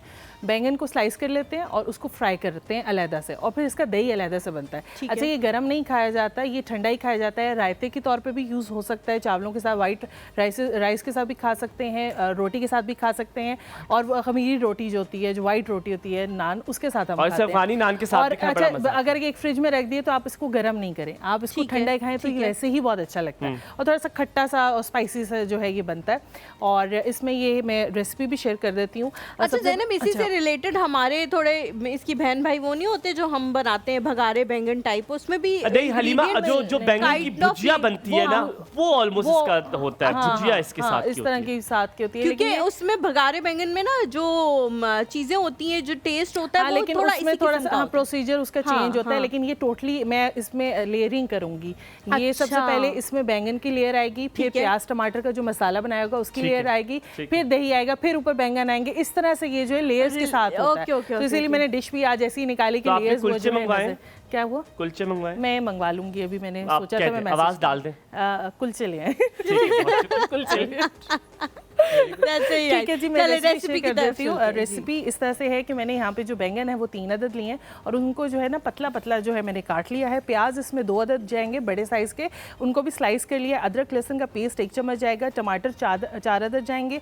लाल मिर्च पाउडर जो है वो 1 चम्मच इसमें ऐड होगा, खाने का चम्मच। नमक आधा चम्मच, धनिया पाउडर 1 चम्मच, साबुत ज़ीरा 1 चम्मच, गरम मसाला 1 चम्मच, नींबू का रस 2 चम्मच इसमें यूज़ होंगे। और दही जो बनेगी उसके लिए जो अज्जा चाहिए, उसके लिए दही 1 किलो चाहिए और इसमें पानी ऐड नहीं होगा। ये प्योर दही के साथ उसको आपने जो है वो फेंट लेना अच्छे से। इसी के अंदर चाट मसाला भी ऐड होगा 1 चम्मच, नमक आधा चम्मच जाएगा, ज़ीरा पाउडर आधा चम्मच जाएगा और हरी मिर्च ऊपर से चॉप की भी जाएगी। और वही जिस तरह से मैंने बताया कि इस पर पहले आपने जो बैंगन स्लाइस किए हुए होंगे थिन, उनको पहले फ्राई करना है। अच्छा, ऑप्शनल है कि अगर आपने उसके ऊपर नमक मिर्च डालनी है, डालने में ज़रूरत नहीं पड़ेगी क्योंकि मसाला इतना जो है वो स्पाइसी और सॉल्टी बन जाएगा कि उसको ज़रूरत नहीं पड़ेगी। बाकी आपने वो बैंगन का लगानी है लेयर, फिर यही प्याज टमाटर का जो मसाला है वो उसकी लेयर लगेगी, फिर दही जाएगा और फिर उसके ऊपर यही दोबारा रिपीट हो जाएगी सेकंड लेयर। तो ये हमारी इस तरह से अच्छा, बैंगन के बड़ा मसला होता है कि बैंगन से कीड़े भी निकल आते हैं। हाँ जी, अभी मैंने एक काटा है। हाँ जी, मैंने एक काटा है तो उसके अंदर से एक कीड़ा निकला, आधा वो ठीक था, आधा तो कैसे शोर करते हैं? दरमियान से काटा करें? नहीं, मैं वैसे तो मैंने गोल गोल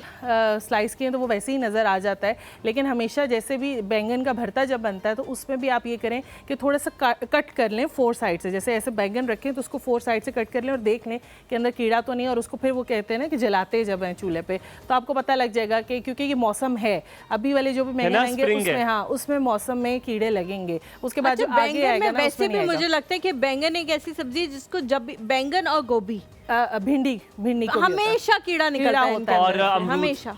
अमरूद मटर में भी निकल आता है अक्सर। अच्छा, मटर में भी। That's strange. अच्छा, मैं आपसे जो सवाल मेरे जहन में था आर्टिफिशियल टूथ के हवाले से, आप जो दूसरे दांत लगाते हैं, बिकॉज आपका ताल्लुक किसी स्पेशलिटी से है, अक्सर वो लोग बड़े कंटिन्यूसली बड़ी देर तक लगाते हैं, वो ब्रेक भी हो जाते हैं, लोग उसे जोड़ भी देते हैं लिटरली अपने डेंटिस्ट के पास जाके जोड़ के, क्योंकि बहुत महंगा होता है फ्रेम।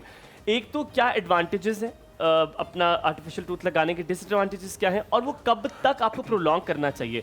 बहुत सारे ऐसे लोग हैं जो अपनी आर्टिफिशियल लगवा देते हैं, फिर जब वो सो रहे होते हैं वो रख देते हैं वापस। तो क्या उसको कंटिन्यू रखना चाहिए कि नहीं? वो कब चेंज करने चाहिए? उनकी क्या मरम्मत भी कोई होती है? उनकी कोई मेंटेनेंस भी करनी होती है? इस हवाले से ज़रा बताइएगा। अच्छा, पहले तो ये कि जिसको हम टूथ रिप्लेसमेंट कहते हैं, अगर आपकी कोई दांत वगैरह निकल गई और उस जगह को आपने रिप्लेस नहीं किया तो नेचुरली आपकी जो हड्डी है वो ख़त्म होगी। ये नेचुरल प्रोसेस है, क्योंकि जो हमारे दांत होते हैं वो हड्डी के अंदर होती है, तो आपकी जो हड्डी है वो मेंटेन रहती है। अगर आपका दांत निकल के जिस जगह पे, आपने देखा होगा कुछ लोगों ने दांत निकाला 5-6 साल बाद, तो वहाँ पर कि डॉक्टर साहब मेरी जो है ना वहाँ पर एक वो सी होल सा बना हुआ है, मेरी हड्डी नीचे की तरफ। तो ये नेचुरल प्रोसेस है। तो फिर हमारे पास रिप्लेसमेंट 2 किस्म के आते हैं। एक हमारे पास आते फिक्स और एक रिमूवल। फिक्स ये होता है कि एक मरतबा हमने लगा लिया तो हमेशा के लिए, हमेशा ये कि वो फिक्स ही होते, कभी कभार टूट जाते, वो कोई मसले होते। रिमूवल ये होते हैं कि वो एक्सपेंसिव नहीं होते, लोग ज़्यादातर लगाते और ज़्यादातर इसलिए लगाते कि जो बुज़ुर्ग पेशेंट होते हैं, आप लोगों ने देखा होगा, वो रात को उसको निकालते थे और दिन को पहनते, वो रिमूवेबल होते हैं। उसको रात को निकलने का ये मकसद होता है कि रात को उसके कभी कभार अल्लाह ना करे अगर 1-2 दांत है तो उसकी चांस होते कि इनहेल भी हो सकता है। अगर पूरी डेंचर है वो तो नहीं हो सकते, लेकिन रात को हम पानी में रख के इसका अपना एक टेबलेट होता है ताकि उसमें कोई फंगल इन्फेक्शन है, बैक्टीरिया वो ख़त्म हो जाए। सुबह उठ के सबसे पहले हम उसको साफ़ करते, ब्रश से भी साफ़ कर सकते हैं, पानी से, और फिर लगाते। वो है रिमूवल। रिमूवल का मतलब है कि उसको हम रिमूव कर सकते हैं। इसके बाद फिक्स में फिर फर्दर आते। सबसे जो सुपीरियर है वो तो इम्प्लांट है। इम्प्लांट ये कि आपका एक दांत निकल गया, आपने इसी जगह पे रिप्लेस किया, आगे पीछे दांत का कोई नुकसान नहीं हुआ, इसमें ना कोई कटिंग वगैरह हो गई। उसके तो अपने एडवांटेज ये है कि बहुत अच्छा है, नेचुरल स्ट्रक्चर है, उसकी स्ट्रेंथ वही लाइक नेचुरल टूथ होते, फेलियर के चांसेस नहीं होते।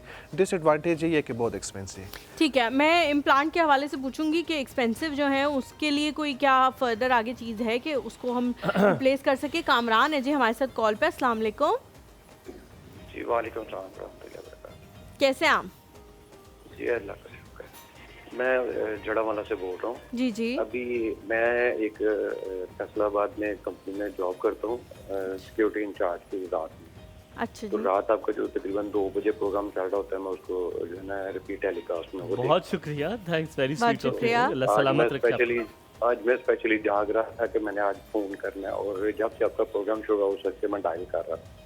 बहुत शुक्रिया, बहुत thank you so much Kamran भाई, बहुत उम्मीद है शुक्रिया। आपको हम अच्छे लगते होंगे, नाराज तो नहीं है ना किसी जी। बात से? बहुत अच्छे, बहुत अच्छे। चलें, बहुत शुक्रिया, शुक्रिया। बहुत अच्छे नहीं कहें। बहुत अच्छे। यार अल्लाह ताला सलामत रखे थैंक यू सो कामरान भाई। मच, बहुत अच्छा, शुक्रिया। मैंने बात करनी थी कि अभी आप बड़ी मजेदार बात कर रहे कि शादियों में जो कुछ सुनने देखने को मिलता है। जी जी। तो भाई जिस एरिया में हम रहते हैं ना, जी, जी। वहाँ पे जब दुल्हन आती है तो कभी भी अल्लाह का शुक्र है हमने चेहरा नहीं देखा उसका। घूंघट में होती पैर ही है? देखना पड़ते हैं, पैर ही देखना पड़ते हैं, सारी खुलासा देखते हैं, पूरे डाइजेस्ट सामने आ जाता है। अभी तो चेहरे से कुछ भी वादे नहीं ना होता। तो सबसे पहले हाथ देखते हैं, हाथों से बाद पाँव देखते हैं, सिर्फ कभी भी चेहरा नहीं अभी यहाँ पे देखते हैं हम। तो इसलिए असलियत तो जो है ना वो फिर पता चल जाती है, वो तो बाद में जब कभी भाभी को मिले जाते हैं फिर पता चलता है। यार बड़ी बुरी बात है, मुझे सिर्फ हंसी आ रही है लेकिन बुरी बात। अच्छा, बुरी क्यों है? ये तो सच है ना, मैं तो हकीकत कह रहा हूँ, जैसे आप अपने एक्सपीरियंसेस बता रहे हैं, लोग नहीं अपनी नहीं, आप कॉल ठीक करके- कह रहे हैं, आप ठीक कह रहे हैं। हमें हंसी इस बात पे आ रही है कि आपने जो कहा है ना कि असलियत तो फिर बाद में जब उनसे मिलने जाते हैं तब पता लगती है कि क्या है क्या नहीं है। असल में शक्ल कामरान अच्छा, हम जब पहले दिन जाते हैं उनके घर पे, हाँ। जब पहले दिन जाते तो उसी वक्त हंस करते हैं, कहते नहीं बहुत तेज होगी, तुम हाँ, देखना हाँ, बहुत मैं यही तेज कहने लगी होगी। थी कि शक्ल इतनी मैटर नहीं करती। अगर आप जाएं और भाभी का रवैया आपके साथ बहुत अच्छा हो ना तो आपको वो अच्छी लगने नहीं लगेगी। ना ना, आप फिर भी यहाँ पे गलत कह रही है। अगर अच्छी हो ना, अगर आप पहले दिन जाएं तो आप कहते ड्रामे, सारे ड्रामे। नहीं, माजरत के साथ मैं उस चीज पे बात कर रहा हूँ जो जी, आप जी। कह रहे हैं ना कि लोग कमेंट्स क्या करते हैं। सही कह रहे हैं, हाँ, हाँ, बिल्कुल बिल्कुल बिल्कुल। मैं उससे पहले से कह रहा हूँ जी, जी। कि हम कमेंट्स पास ही नहीं करते, सीधे सीधे उनका जो है ना छोटा सा एक खुलासा देखते हैं, पूरा डाइजेस्ट सामने आ जाता है। अच्छा, कामरान भाई एक और बात बताइएगा, हमारे यहाँ भाजी कहते हैं, पाजी कहते हैं, जो पैसे देके जाते हैं, वो रजिस्टर होता है उसमें लिखते हैं। जड़ा वाला में आप लोग क्या कहते हैं उसको, वो जो पैसे?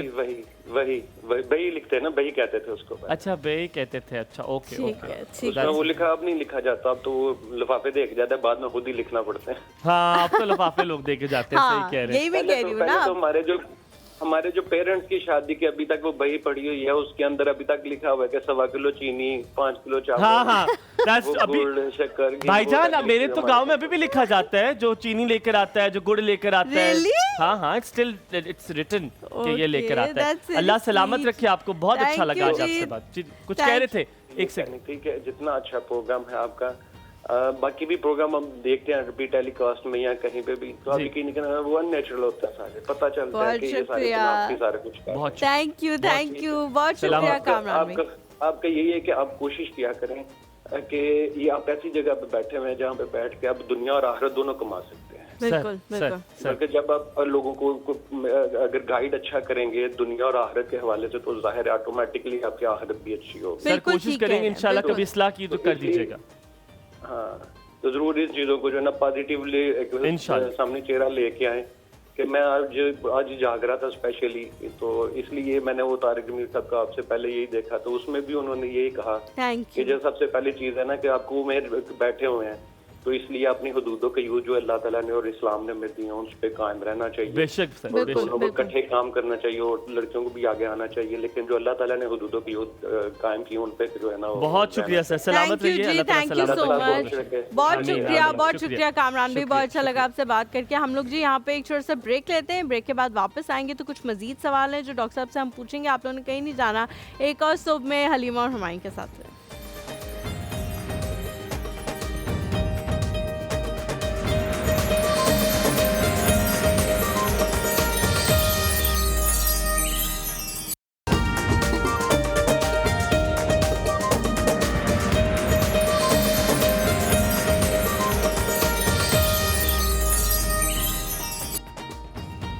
जी welcome back to this show. एक और सुबह में आप लोगों को फिर से एक बार खुश आमदीद कहते हैं। डॉक्टर साहब की तरफ चलते हैं जल्दी से। डॉक्टर साहब बहुत सारे सवाल जो हैं वो हमने कवर करने होते हैं, लेकिन ज़ाहिर है सारे हम नहीं पूछ सकते अनफॉर्चुनेटली।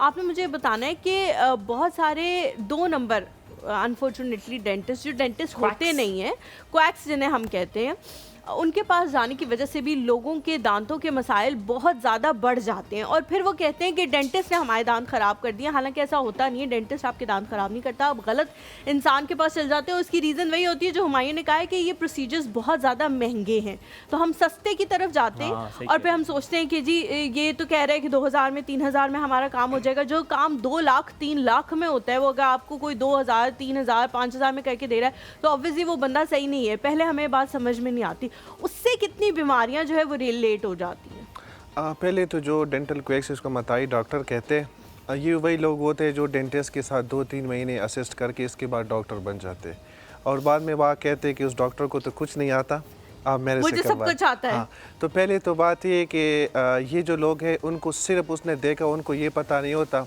कि एनाटॉमी क्या होती है, यहाँ पर कौन सी ब्लड सप्लाई है, नर्व सप्लाई है। मैं खुदा ना करे हमारे पास बहुत से ऐसे केसेस आते हैं जहाँ पर ये जो डेंटल क्वेक्स है वो इंजेक्शन लगा लेते हैं और फिर इसके बाद पेशेंट को जो है ना पालज लग जाते हैं, पैरालिसिस, क्योंकि कभी कभार यहाँ पर आपके नर्व, इसको एनाटॉमी का नहीं पता कि मैंने वो कहते हैं बस इंजेक्शन एक जगह पे चला जाएगा। इसके अलावा बहुत से हमारे पास पेशेंट आते हैं, कुछ बच्चे होते हैं उनकी उसने परमानेंट दांत को दूध के दांत समझ के निकाले होते हैं, वो बच्चे फिर हमेशा के लिए दांतों के बगैर होते हैं। हमारे पास ऐसे भी पेशेंट आते हैं जिनके दांत निकालते वक्त वो इतने प्रेशर लगाते हैं कि पूरी हड्डी बाहर आती है दांतों के साथ, प्रॉपर आई हुई है कि डॉक्टर साहब इतनी हड्डी वो साथ लेके आए ना।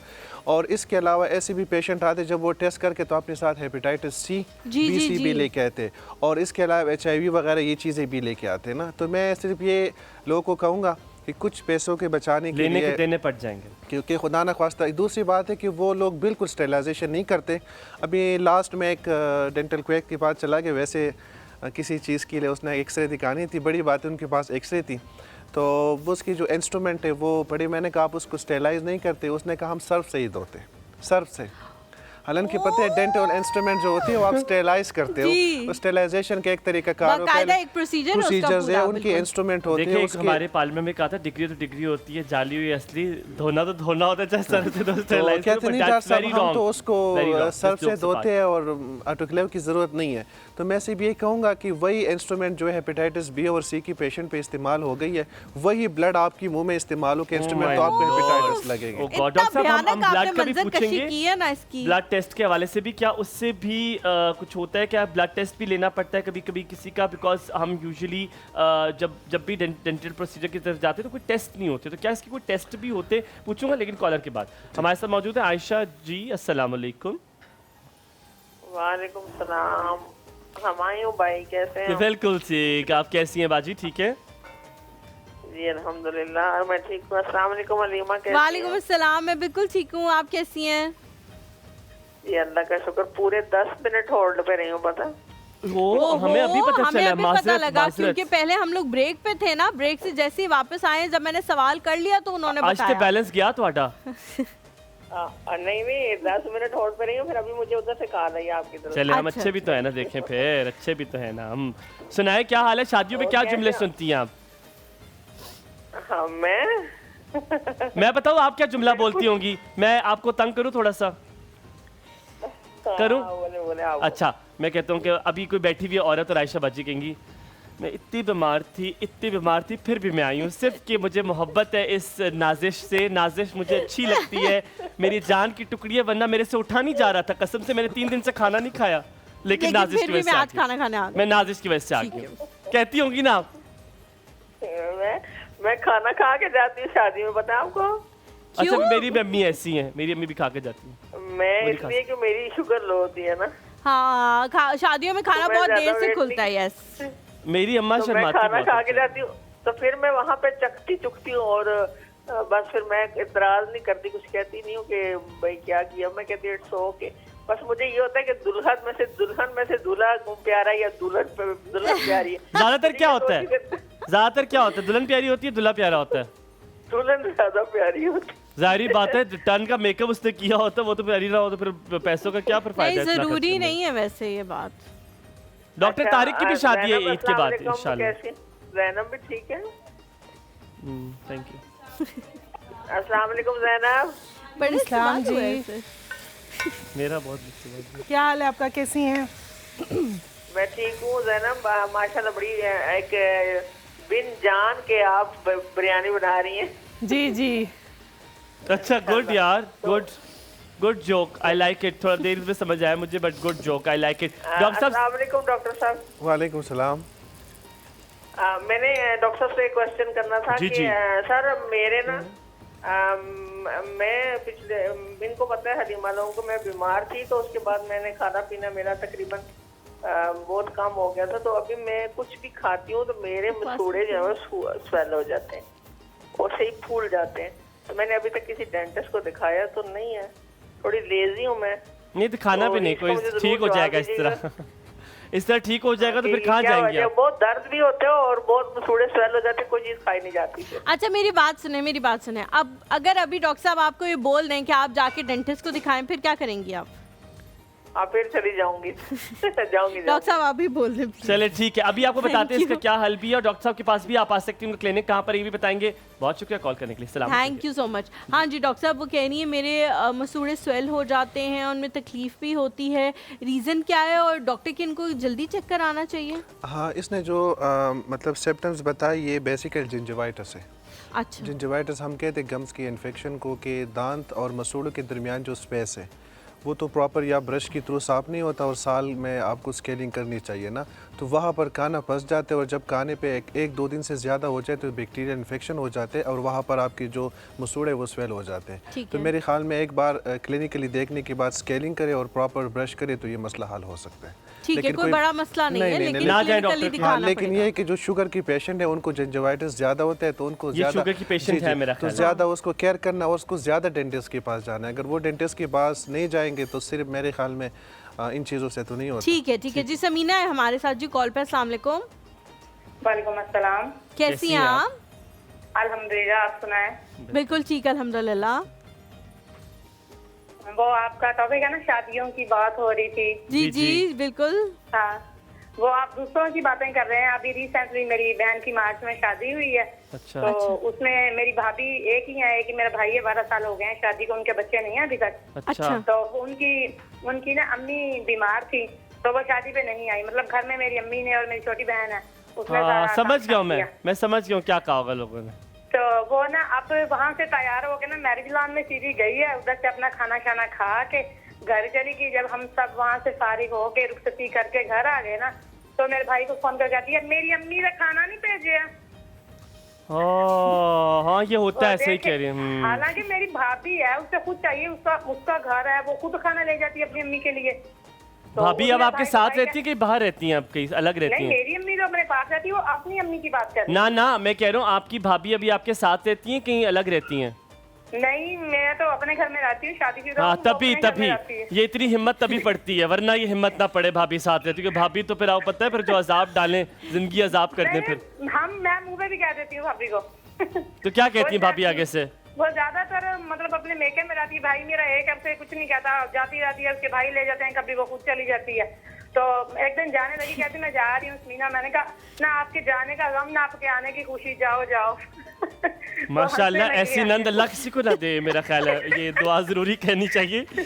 अल्लाह बहन तुम तो बहुत मेरी तरह हो। मैं उसे मुंह पे कह देती होती हूँ, पर शुरू में उसने यही रवैया रखा। मतलब हम 6 बहनें हैं, एक हमारा भाई है। ओए अल्लाह माफ करे भाभी के साथ, भाभी इसलिए तो मायके रहती है। तो बेचारी भाभी पे हो रहा है, जो 6 बहनों के साथ बेचारी कल्ली मुकाबला कर रही है, उसका क्या बनता होगा? अब तो एक ही बहन रह गई है हमारी। रहने वाली से कोई फर्क नहीं पड़ता, जो दूर होती है ना, जो कॉलें करती है, वो भी काफी होती है कभी कभी। नहीं, मैं वैसे बता रही हूँ कि मतलब रिलेटिव तो दूर की बात, मेरी अपनी भाभी ने कहा कि आपने मेरी अम्मी के लिए खाना नहीं भेजा, जब खुद हॉल में मौजूद थी और खाना शाना सर्व कर रही थी, सारा कुछ था उसमें। और जब तो उसने मेरे भाई को फोन कर दिया सारा। ये बात आपको किसने बताई? आपके भाई ने बताई है कि उसने मुझे फोन करके कहा? हाँ, मेरे भाई। आपके भाई वैसे बिल्कुल उनको बैलेंस करना नहीं आ रहा, उनको आप सिखाएं कि बीवी में और बहनों में और अम्मी में कैसे बैलेंस करना है। मेरे सामने मैं चाय बना रही थी घर में, मतलब घर में आए जब मेहमान जो घर में अभी कल सुनिए चाय बन रही थी, तो मेरे सामने फोन आया। भाभी कहती है हेलो, खाना नहीं भेजा।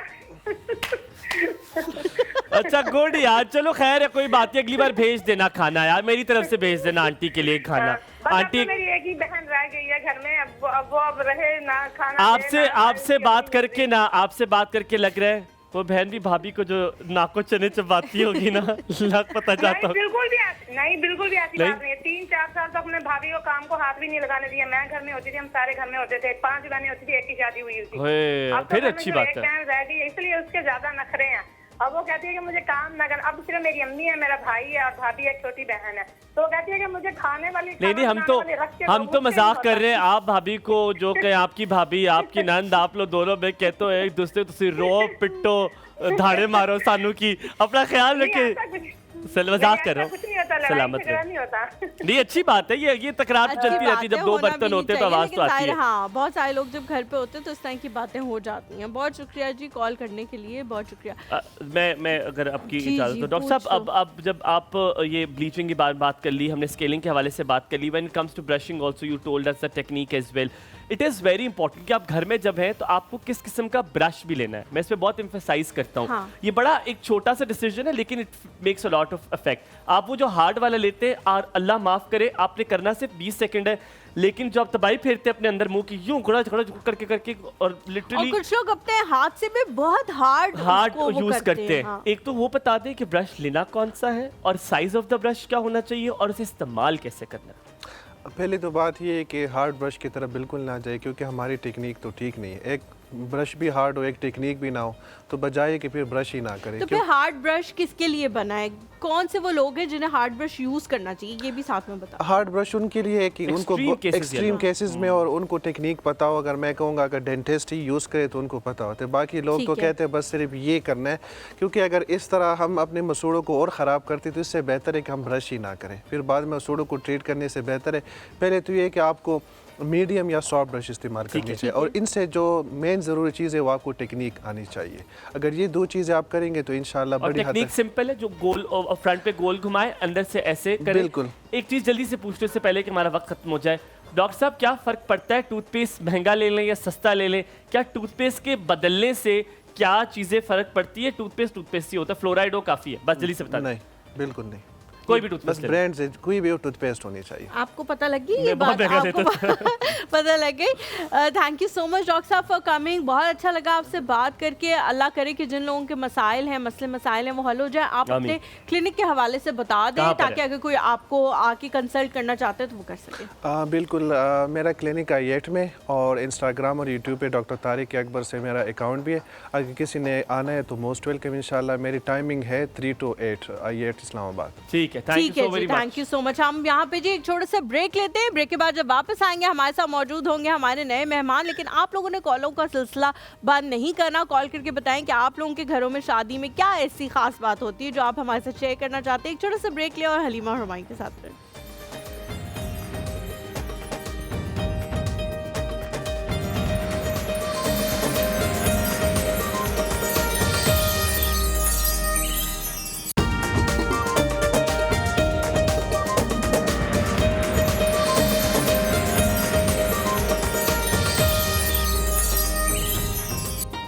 जी वेलकम बैक आफ्टर ब्रेक। आप देख रहे हैं एक और सुबह हलीमा और हुमायूं के साथ, और जैसे कि प्रोग्राम जारी और सारी है, हम आज से आपसे बात भी करें शादी के हवाले से भी, और ये चीज़ें बात आज क्यों कर रहे हैं इसके एंड में हमको बताएंगे इसका एंड प्रोडक्ट क्या है, why we talking about these things.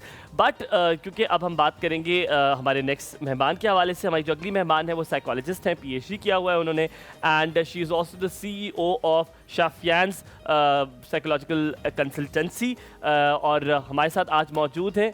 उनसे आज बहुत सारी डिटेल में बातें करेंगे when it comes to depression, anxiety, frustration, addiction, इन सब चीज़ों के हवाले से बात करेंगे। हमारे साथ मौजूद है डॉक्टर निगत वदूद। अस्सलाम वालेकुम मैडम, कैसी हैं आप? इसका हमें कोई हल निकालना पड़ेगा। आप कहाँ जा रही हो? इसका कोई हल मैं निकालने की कोशिश करती हूँ। अस्सलाम वालेकुम, कैसी है डॉक्टर साहिबा? Thank you, I am good. Please have a seat. Thank you. मैंने अभी कोशिश की थी लेकिन वो कोशिश मेरे ख्याल से नाकाम हो गई। कोने में आपने पकड़ना है, वो जो वो कोना बड़ा खूबसूरत है, उसे आप बड़े खूबसूरत। ये मेरे ख्याल से ये काम हम दोनों ही करना शुरू कर देते हैं, पहले से ब्रीफ करने वाला। हाँ, मेरा ख्याल है यही हो जाएगा। डॉक्टर साहब कैसी हैं आप? इम्तियाज बहुत अच्छी लग रही है माशाल्लाह। बस थैंक यू सो मच। आप सही कह रही हैं, इसका हल निकालते हैं। इसका हल हम निकालते हैं। डॉक्टर साहिबा, सबसे पहला सवाल, हम आजकल वैसे हम रवायती सवाल हमने कुछ रखे हुए, लेकिन अब हम चाह रहे हैं कि हम लोगों को थोड़ा सा एक तब्दीली का नारा जब हम लगाते हैं, अल्लाह करे हम इधर ही रहे तब्दीली का नारा लगाते हुए भी। आप बताइए कि आप जो है वो शादियों पे क्या जुमले सुनती हैं, कौन से जुमले होते हैं जो आपको सुनने को मिलते होते हैं? हम अक्सर बात करते हैं, आंटियाँ जो है पहले दुल्हन पे कमेंट कर देती हैं, कपड़ों पे कमेंट कर देती हैं, खाने पे कमेंट कर देती हैं, हॉल कितना बड़ा है कमेंट करती है, आधा हॉल तो खाली है, कोई रिश्तेदार है ही नहीं अंदाजा। ये भी कमेंट आता होता है कि जब कोई कम लोग आ जाए, ज्यादा लोग आ जाए तो माशाल्लाह जनरली जो लोग बड़े मसरूफ होते हैं अपनी रूटीन्स में, उनको इस हवाले से भी काफी टॉन्ट वगैरह सुनने को मिलते हैं कि जी आप मिलते नहीं है। तो आप कौन सा ऐसा कमेंट है जो हर शादी पे कांस्टेंट होता है, आपका पीछा करता है? आप 3-4 भी बता सकती हैं, या आप खुद भी करती है तो बता सकते हैं। खैर मैं तो बहुत कम ही करती हूँ इस सिलसिले में कमेंट्स, क्योंकि एक तो जिसने हमें बुलाया होता है उसकी भी देखा जाए तो उसने आपको किसी मोहब्बत के वजह से वहाँ बुलाया होता है उस फंक्शन में, शादी के फंक्शन में।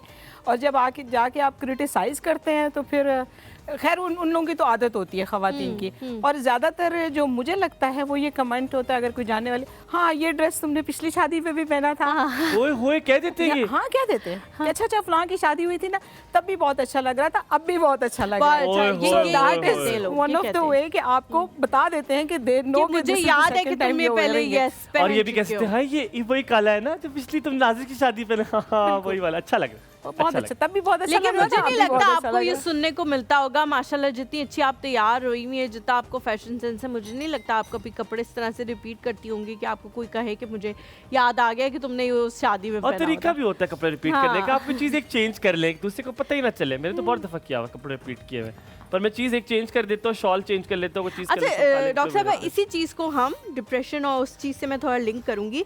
शादियाँ जब होती हैं उससे पहले भी टेंशन का माहौल घर वालों में बहुत ज़्यादा होता है, क्योंकि हमारे यहाँ शादी को एक ऐसी चीज़ बना दिया गया है जिसमें इतनी ज़्यादा आपने इनपुट देनी होती है कि लोग बेचारे डिप्रेशन का शिकार हो जाते हैं।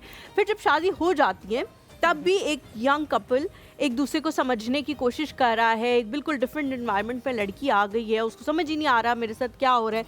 सुबह टाइम से उठना है, सबके साथ ही भी करना है, खाने भी अच्छे अच्छे बनाने हैं, मतलब बिल्कुल आपने एक परफेक्ट बहू बन के सबके सामने आना है। और उसके बाद कमेंट्स, छोटी छोटी बातें, मोटी हो गई हो, ये हो गया है, खाना आजकल ज़्यादा दावतों पे जा रही होगी ना, मतलब इस तरह की चीज़ें कांस्टेंट होती रहती हैं जिससे वो लड़की डिप्रेशन का शिकार हो जाती है। किस तरह से इस चीज़ को रोका जा सकता है? हम सोसाइटी को तो चेंज नहीं कर सकते कि वो बातें ना करें, अपने आप को कैसे बेहतर किया जा सकता है कि या तो मैं इन चीज़ों का असर ना लूँ, अगर असर लूँ भी तो थोड़ी देर से बाद उसको सर से झटक दूँ? आप बिल्कुल सही कह रही हैं। ये चीज़ हमारे यहाँ अक्सर देखने में आया है कि शादी होती है तो वो समझते हैं कि जो लड़की आ गई है ये एक सुपर वुमन है, ठीक है, वो सुबह सुबह उठ जाएगी, सारे काम भी करवाएगी, सास का भी ख्याल रखेगी, ससुर का भी ख्याल रखेगी, देवर जेठ जो भी घर के मेंबर्स हैं, and she is the only one जो सारे काम रोबोट की तरह करके चुटकियों में कर देगी, चुटकियों में कर देगा। और फिर अगर वो थोड़ी लेट उठ जाए तो उस पर क्रिटिसिज्म, और अगर वो थोड़ा सा काम उससे गलत हो जाए उस पर क्रिटिसिज्म। और अक्सर देखने में आया है कि जो मदर इन लॉ होती है वो अपनी बेटियों को प्रेफरेंस दे रही होती हैं, उनके फेवर कर रही होती हैं, और जो आने वाली नई बहू है ना उसको एक, जिसे कहते हैं ना, आप रूम देना चाहिए उनको, वो कमरे वाला नहीं, रहने वाला नहीं, वैसे स्पेस देनी चाहिए लाइफ के अंदर कि वो आए और आपके जो वैल्यूज़ हैं उनको वो सीखे। पहले आप उनको इस तरीके से अपने आप को प्रेजेंट करें, वो देखें और वहाँ पर उसकी लर्निंग हो कि इस घर में ये वाले जो वैल्यूज़ हैं इनकी ज़्यादा एक्सेप्टेबिलिटी है। जब वो ये करेंगे ना तो उनको थोड़ा सा टाइम बहुओं को प्यार से, मोहब्बत से उनको सिखाया जाए कि जी नहीं, हमारे यहाँ तो भाई हम लोग तो वो स्पाइसी खाना नहीं खाते, आपके यहाँ बहुत ज़्यादा खाते होंगे, तो बेटा आपने इसको थोड़ा ख्याल रखना है। तो थोड़े अरसे बाद बहू भी अपने उसमें आना शुरू हो जाती है। लेकिन आप पहले दिन से ही जब आप उसको डांट डपट शुरू कर देते हो ना, वहाँ पर वो डिसहार्ट हो जाती है। अच्छा, मुझे लगता है डांट डपट से ज़्यादा भी अगर मैं इसको कर दूँ, ये जो ताना सिस्टम है, जो सार्कास्टिकली हम लोगों से बात करते हैं, हम जो ताने में कितने लहजे में बात करते हैं, उनको मजाक में कर देते हैं, वो बड़ा चुभने वाला है। और मैंने मजाक नहीं कहा, मैंने मजाक कहा है। तो वो बड़ा दिल को चुभता है आके कि यार ये कैसी बात करती है, उसका पूरा दिन बुरा गुजरता है। डॉक्टर साहब, मेरा थोड़ा सा लंबा सवाल और बड़ा ज़रूरी सवाल है। मैं आज जब आपकी बात हुई तो मैंने कहा आई डिड नॉट वांट कभी कोई ऐसा मेहमान आए जिससे हम डिप्रेशन, एंजाइटी की बात करें, because it's very close to my heart. When it comes to depression, anxiety, इसमें मर्दों का नाम काट देना चाहिए। क्यों? क्योंकि हमें लगता है कि मर्द रो नहीं सकता, हमें लगता है मर्द परेशान नहीं हो सकता, मर्द को मजबूत होना चाहिए। एक औरत है, एक औरत के लिए बड़ा आसान होता है, ये आप शायद आप भी मानेंगी, अल्लाह ताला ने औरत को बड़ा मजबूत बना के भेजा है। वो बहुत सी चीज़ें सह लेती है, उसके अंदर सब्र का मादा मर्द से ज़्यादा होता है, ये बात मानने वाली है। लेकिन मर्द को ऑफिस में परेशानी हो रही है, वो अपनी बीवी को नहीं बता सकता, वो अपनी माँ को नहीं बता सकता, वो परेशान हो जाएंगे। मर्द कभी नहीं बताता कि यार वो परेशान हो जाएंगे, वो कभी नहीं बताएंगे। लेकिन औरत तो आपको पता है फौरन, क्योंकि हम औरत को बात करने की भी आदत है, ये मैं बुरी अंदाज में नहीं कह रहा, वो कर देती है, वो हर चीज कह देती है। लेकिन मर्द ना रो रहा है उसके सामने, ना वो अब उसके साथ जो जिंदगी मसाइल, उसके जो पुराने ट्रॉमास थे, ना वो उसके बारे में किसी चीज़ से बात कर सकता है। हमारे यहाँ इतना बड़ा टैबू क्यों है कि अगर एक मर्द परेशान हो रहा है, वो रो रहा है, वो सब घुटता रहे, अंदर दबाता रहे, हाँ वो मर्द है। फिर अगर वो बता रहा है तो वो मर्द नहीं है। क्या लड़कियों की तरह रो रहे हो, क्या लड़कियों की तरह परेशान, यार बिल्कुल वो जो बिल्कुल लड़कियों की तरह बताया ना, परेशानियां बताता रहता है। आप जब जाओ उसके पास, उसको क्यों नहीं दुख हो सकता, वो क्यों नहीं डिप्रेशन में जा सकता? ये तो आप नहीं कह सकते कि डिप्रेशन में नहीं जाता है, वो ज़रूर जाता है। और आपने देखा है जो पिछले दिनों में हम देखते हैं कि छलांग लगा देते हैं, पानी में छलांग लगा दिया, सारे बच्चों को जहर दे दिया, वो क्या है? वो भी तो यही है ना, डिप्रेशन ही हुआ तभी जाके होता है। कुछ मर्द मजबूत होते हैं, लेकिन एक्चुअली क्या होता है, जब बच्चे होते हैं, बहनें होती हैं, भाई होता है घर में, तो पहले स्टेप से ही जब वो यंग होते हैं ना, तो उनके माँ बाप उनको कहते हैं जी ये बेटा है, ठीक है, बेटे को खाना भी ज़्यादा अच्छा बेहतर दिया जाता है। टिपिकल में आम हमारे सोसाइटी के लिए जो टिपिकल मोस्टली पाकिस्तान की बात की जा रही है, पाकिस्तान की सोसाइटी में यही है कि बेटे को नहीं भाई, इसको तो 2 रोटियां खानी है, इसने 2 रोटियां खानी है, बहन को मिले ना मिले कोई बात नहीं। तो ये जो चीज़ है ना, ये बच्चे को एक तरीके से ना अपने ऊपर एक कैमोफ्लेज कर लेता है कि जी मैं स्ट्रांग हूँ, मैं हूँ, जबकि अंदर से शायद वो ना चाह रहा हो कि बहनों के साथ इस तरह सलूक हो। आप बचपन से जब लाइक फादर लाइक सन शुरू हो जाते हैं, तुम्हारे वालिद साहब ये नहीं, तुम भी नहीं कर सकते, तो उस चीज़ को हमें बचपन से ही, अगर हम बच्चों की ट्रेनिंग अपने इक्वलेंस पे करें कि नहीं जी बेटा बेटी दोनों बराबर हैं। आई एम सॉरी, मैं आपकी दोबारा बात काटूं, मैं चाहूँगा आप इसको हाईलाइट करें आज। डॉक्टर साहिबा, हम हर जिम्मेदारी मर्द पर डालते हैं। तू बहनों की शादी है, तूने देख रहा, तू बड़ा भाई है, बेगम अगर परेशान है तो बड़ा भाई तू देख अपनी बेगम कहेगी, आप मैं किसको कहूँ, मैं किसको बताऊँ, शादी क्यों की थी मैंने आपसे, माँ अच्छा अब बीवी का हो गया, अब सारा तू उधर चला गया, माँ को कुछ नहीं दे रहा। वही मर्द सुन रहा है, ये वही मर्द चल रहा है, ये वही लड़का चल रहा है। ऑफिस में आ रहे, आप लेट क्यों आए, आज आप लेट क्यों? सर मैडम बेगम की तबीयत खराब थी, माँ को अस्पताल लेके जाना। आपने ऑफिस करना है या बेगम के ख्याल रखने? ये सारी चीज़ों से वो मर्द गुजर रहा है, उसको सुनने वाला कौन है, कौन सुनेगा उसको? मुझे एक बात बताएं कि ये सारा कुछ आपके साथ तो नहीं होता? मेरी बहन नहीं है।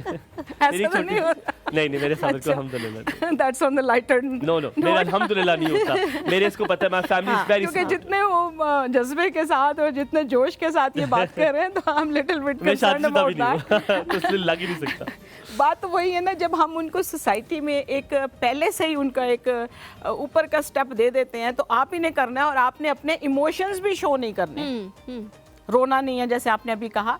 तो इसके लिए ना जो लड़के हैं, एक तो उनको अपना टाइम मैनेजमेंट बहुत प्रॉपरली करना होता है, और जब शादियां कर लेते हैं उनको बैलेंस रखना होता है पेरेंट्स के साथ भी। एक बात, जब शादी हो जाए उस वक्त पेरेंट्स को भी कहते हैं देखें आपको कोई शिकायत है तो मुझे बताएं, मैं खुद हैंडल करूँगा। और अगर बेगम का कोई शिकायत है तो बेगम को भी कहें कि जी भाई तुम्हें कोई शिकायत है मुझे बताओ, मैं खुद हैंडल करूँगा। आपस में तुम लोगों ने नहीं करना। तो जब उसको खुद पता चलता है ना कि भाई ये प्रॉब्लम है, तो वो आहिस्ता आहिस्ता हैंडल करना शुरू हो जाता है। एक तो वो डायरेक्ट फिर एक दूसरे को तंज नहीं करेंगे, एक दूसरे से सख्ती से बात नहीं करेंगे। तो उसमें लड़के को बैलेंस रखना बहुत ज़रूरी है फैमिली के अंदर। फिर अपना टाइम मैनेजमेंट करे, अपने पैसे की मैनेजमेंट करे। अब ये नहीं है कि सारा कुछ आया तो बीवी को ही दे दिया।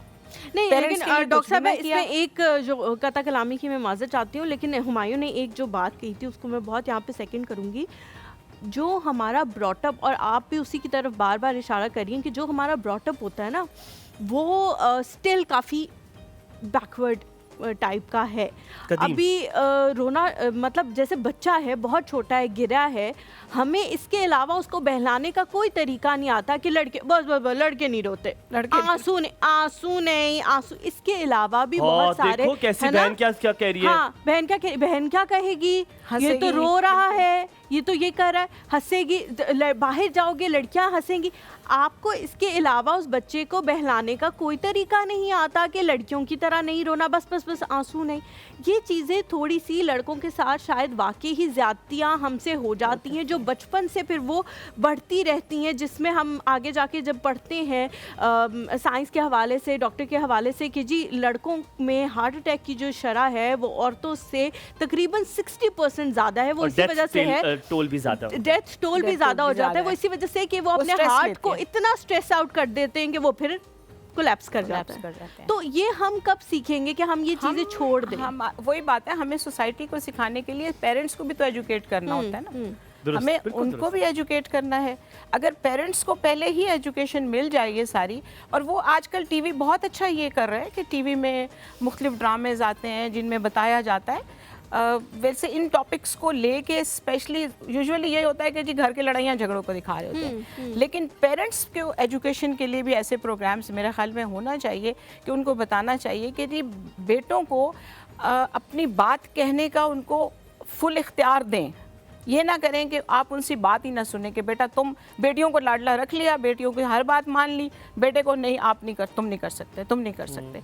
तो वो बच्चा जो है पहले से ही बचपन से ही एक जो उसकी पर्सनालिटी है ना वो दब जाती है। उसकी पर्सनालिटी को, उसके अपने अंदर जो इंडिविजुअल पर्सनालिटी है वो बाहर नहीं आ पाती, वो दबी रहती है फादर के रवैयों से, ताया चाचो सबके रवैयों से ना, जो फैमिली के लोगों के होते हैं, एंड दे थिंक कि वो उस तरीके से बन जाते हैं।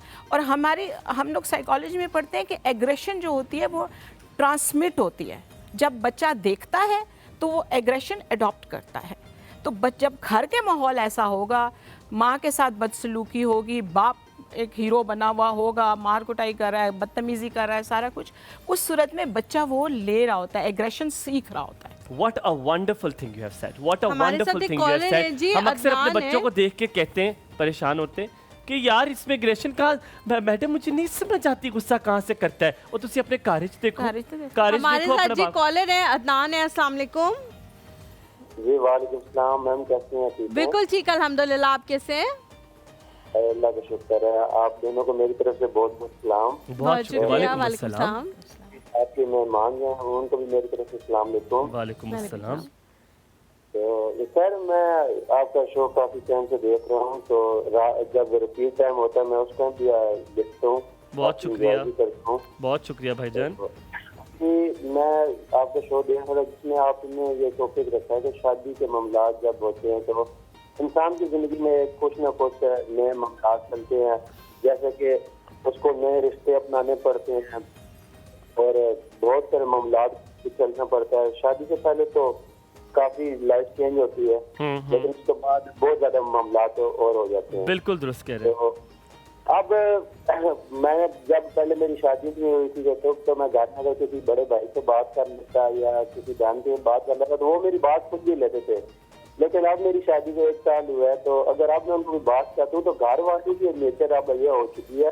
मैं ये अपने घर से आपको मिसाल दे रहा हूँ, किसी के मतलब के जाती मफाद में या उसकी जिंदगी में इंटरफेयर नहीं कर रहा। जी। अब घर वाले कहते हैं कि ये आप हमें सही बात नहीं कर रहे हो, आपने तो ये मकसद ये है कि इंसान को खुद भी समझना चाहिए कि आपकी आवाज कट गई थी। अगर आप अपने घर वालों को कोई बात करते हैं, कोई मशवरा देते हैं तो आपकी बेगम क्या कहती हैं? आप क्या कह रहे थे? नहीं, वो कह रहे घर वाले मैं ये कहता हूँ कि घर वाले ये कहते हैं तब आप इस तरह के नहीं थे, अब आप नहीं, या आपके अंदर से आपकी बेगम बात कर रही है। हाँ। अच्छा। कहने का मतलब ये है कि जो लड़की किसी के साथ शादी करके आती है तो उस बेचारी का तो कोई कसूर नहीं है, इंसान की अपनी एक नेचर होती है, उसकी अपनी एक सोच है। जी तो बिल्कुल। हमारे माशरे में ये बहुत नेगेटिविटी। भाईजान अगर आप इजाजत दें एक जुमला ऐड कर लूं आपकी इस बात से। मैं कोई इतना वो फेमिनिस्ट या उस तरह की बात नहीं हूं, बट मैं इसमें गलत क्या है अगर आप अपनी बेगम के बोल रहे हैं, क्योंकि ये अल्लाह ताला ने कहा है 2 जिंद एक जान होता है, ठीक है। अगर आप अपनी बीवी की जुबान बोल भी रहे हैं तो आप कहें मेरी जान मेरी जिंदगी का दूसरा हिस्सा है, मेरी जिंदगी उसके साथ गुजारनी है। आप गलत बात बोल रहे हैं वो अलग बात है, लेकिन अगर आप अपनी बीवी की जुबान बोल रहे हो और आपकी बीवी आपकी जुबान बोल रही है, मुझे नहीं लगता इसमें कोई गलत बात है, क्योंकि वो आपका बेटर हाफ क्यों कहते हैं, आपकी दूसरी जिंदगी है। तो मेरा नहीं ख्याल आप कहे जी हाँ बोल रहा हूँ, क्योंकि गलत बात अगर बोल रहा हूँ तब कहो, अगर बात सही बोल रहा हूँ तो बात मानने वाली है। सिर्फ ये कहना चाह रहा था मैं। नहीं, ये आपकी बात बिल्कुल ठीक है, लेकिन मैं आपकी इस बात को आगे चलाऊंगा। अब आपको पता है कि वक्त ऐसा चल चुका है, आप किसी को भी समझाने के लिए एक बात करते हैं ना, तो वो उस बात को समझने से पहले आपको जवाब देने के लिए रेडी खड़ा है। बिल्कुल। क्या बात किया आपने? क्या बात नहीं सोचता कि आप मेरे फायदे के लिए बात कर रहे हैं। शायद मैं अपने छोटे भाई को या बहन को उसके मतलब कि दोस्तों से ही रोकूंगा कि यार वो तुम्हारा दोस्त अच्छा नहीं है, आप उसकी महफिल में मत बैठा करें। वो ये कहेंगे नहीं, पहले आप भाई हमारे साथ प्यार करते थे, अब आपकी शादी हो गई है, अब आप हमारे साथ प्यार कम करते हैं, अब आप हमें मना करते हैं। तो वो जो आप बात कर रहे हैं ना, वो बहुत बिल्कुल अच्छी है कि मियाँ बीवी एक दूसरे के लिबास होते हैं, बिल्कुल वो एक दूसरे को समझते हैं, एक दूसरे की बात करते हैं। लेकिन कहने का मतलब ये था, जिस तरह भी आप कह रहे थे कि वो मैम भी काफी अच्छी बात कर रही थी कि शादी में चले जाए तो कहते हैं आपका बहुत शुक्रिया दान भाई। बात थोड़ी सी मुख्तसर करेंगे ना, इंसान समझने से ज्यादा एक दूसरे को नीचे दिखाने के इस वक्त हम ये आपका सवाल ना डायरेक्ट करता हूँ मैं डॉक्टर मिसेस वदूद के साथ, ये इनसे जवाब लेते। बहुत शुक्रिया ये सवाल करने के लिए, कॉल करने के लिए। ब्रेक लेंगे लेकिन ये सवाल मैं वापस आकर रिपीट करता हूँ। हम यहाँ पे लेते छोटा सा ब्रेक, बाद वापस आएंगे। आप देख रहे हैं एक और सुबह हलीमा और हुमायूं के साथ।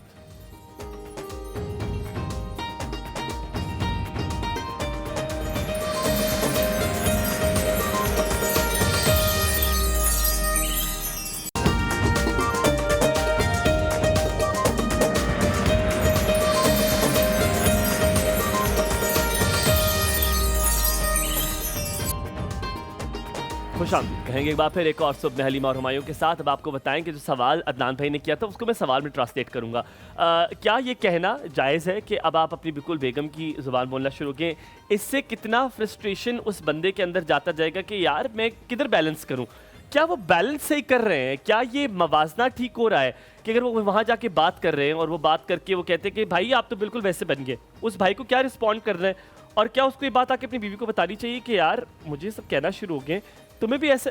What equation do you think has to make it, जब ऐसी कोई बात हो आपके घर वाले और आपकी बीवी में वो प्यार और मोहब्बत ना हो, एक मर्द उसमें क्या पार्ट प्ले कर सकता है? अभी जैसे उन्होंने कहा ना कि बातें कर रहे थे और मुझे कुछ अंदाज़ा हो गया था कि इनका जो बैलेंस जो है ना, वो जैसे आप कह रहे हैं ना ऊपर नीचे है, इनका अपना जो रवैया है उसको एनालाइज करना चाहिए। ठीक है, अब देखिए इन्होंने एक वर्ड इस्तेमाल किया कि वो बेचारी आई है। अब from the very first day आप जब एक पर्सन को बेचारी के लेवल पे ले आते हैं कि इसका मतलब है आपकी सारी सिंपैथीज उस पर्सन के साथ हैं।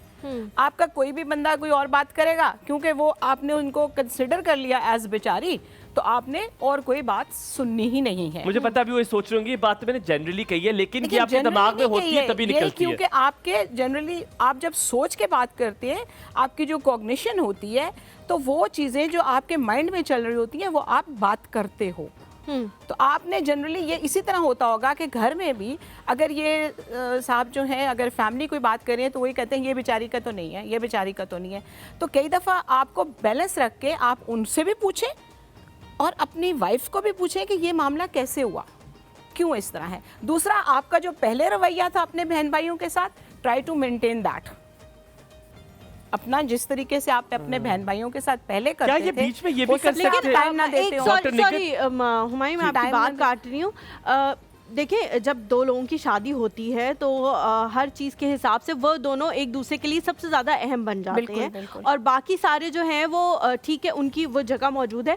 लड़कियों से ये एक्सपेक्ट किया जाता है कि वो अब अपनी फैमिली से मिलने भी अपने मियाँ की परमिशन लेके जाएंगी, जो हमारे कल्चर का हिस्सा है कि जी मैं चली जाऊँ अपने अम्मी अब्बू से मिलने, मैं चली जाऊँ अपने बहन भाइयों। लेकिन लड़कों से कभी एक्सपेक्ट नहीं किया जाता कि वो भी अपनी बीवी को नंबर 1 प्रायोरिटी दें, और बाकी सारों को ठीक है उनके साथ वो प्यार, मैं प्यार को नहीं कह रही कि कम कर दें, लेकिन कभी कभी अटेंशन कम हो जाती है, क्योंकि आपकी लाइफ में जब एक नया बंदा आता है तो उसकी तरफ आपका ज़रा झुकाव होता है और उसकी किसी और के साथ अंडरस्टैंडिंग भी नहीं होती। फॉर सपोज हुमायूं की अगर शादी हो रही है और वो अपनी बीवी के साथ थोड़ा टाइम स्पेंड कर रहे हैं 1-2 घंटा, जो 4-5 ही घंटे वो घर गुजारते हैं, जिनमें से 1-2 घंटा वो अपनी बीवी के साथ स्पेंड कर रहे हैं, जो पहले अपनी माँ और वरा के साथ क्या करते थे, तो अब वो ये कंपैरिजन करने लग जाए कि आते ही तुम तो वहाँ चले जाते हो। ये भी थोड़ा गलत है, उसकी तरफ भी हमें सिखाना चाहिए। वही तो ना, माँ पेरेंट्स को भी तो थोड़ा, वही मैंने सबसे पहले यही बात की थी कि पेरेंट्स को भी आपको एजुकेट करना है कि आपने स्पेस देना है उस लड़की को जो आपके घर आई है। वो एक अपने घर में उसका अपना और तरीके की लाइफ थी, अब उसकी टोटली 360 डिग्रीज लाइफ चेंज हो चुकी है। उसका आपकी मर्जी से वो कपड़े पहने, आपकी मर्जी से सारे काम करे, ये फैशन हमारे यहाँ होता है, ये नहीं होता, ये चीज़ होती है, वो नहीं होती, तो आप उसको कहाँ कहाँ तक रोकेंगे और वो फिर फ्रस्ट्रेशन का वो भी शिकार हो जाएगी, ठीक है, जिसकी वजह से वो अपने मियाँ से लड़ाई करेगी। और मियाँ फिर डेफिनेटली जब एक बंदा मुस्तकिल टेंशन में रहता है, स्ट्रेस में रहता है, तो वो तो फिर प्रॉब्लम में आ जाएगा। और यही वजूहात होती हैं कि वो फिर अलग घर भी लेते हैं, फिर एंड पे यही होता है ना। अच्छा, अगर किसी की कॉल है जो दोबारा करना चाहे, सवाल ले लें, हम सवाल ले लेंगे, get the new callers on the board as well, ताकि हम सारों को एंटरटेन कर सकें यहाँ पे। डॉक्टर साहिबा, हलीमा ने जो सवाल पूछा, I really like that question in a very different sense. Balance, depression, anxiety की अगर जब हम बात करें, फ्रस्ट्रेशन की बात करें, हमारे रिश्तों में फ्रस्ट्रेशन इसलिए आती है, हम हर किसी को पूरा हक वो देते नहीं है, हम मवाजना करना हमारे लिए बड़ा मुश्किल है। आपने पहले ही जो बैलेंस की बात की ना, वो करना बड़ा मुश्किल है, वो सिखाना बड़ा मुश्किल है। क्या ये कोई कोर्स है कि मवाजना सीखना है कि बीवी को इतना टाइम देना है, माँ को इतना वक्त देना है, ऑफिस को इतना वक्त देना है, या ये किस तरह आता है? ये मवाजना सीखें तो कैसे सीखें?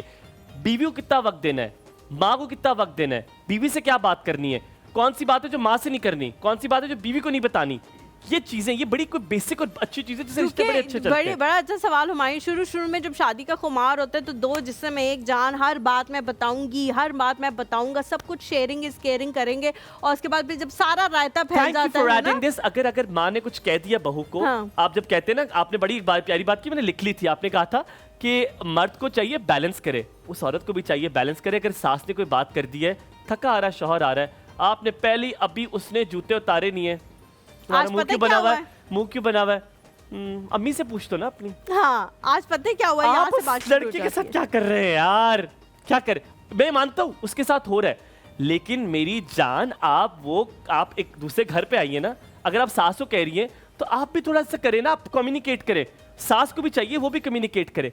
ये कोर्सेज कहाँ से होते हैं, ये चीज़ें कहाँ से सीखनी होती हैं, कैसे करते हैं? ये चीज़ें ना आपकी अपनी मैच्योरिटी लेवल पे जब आप मैच्योर होते हैं ना, तो आप खुद ब खुद ही ये सारी चीज़ें बैलेंस करना शुरू कर देते हैं।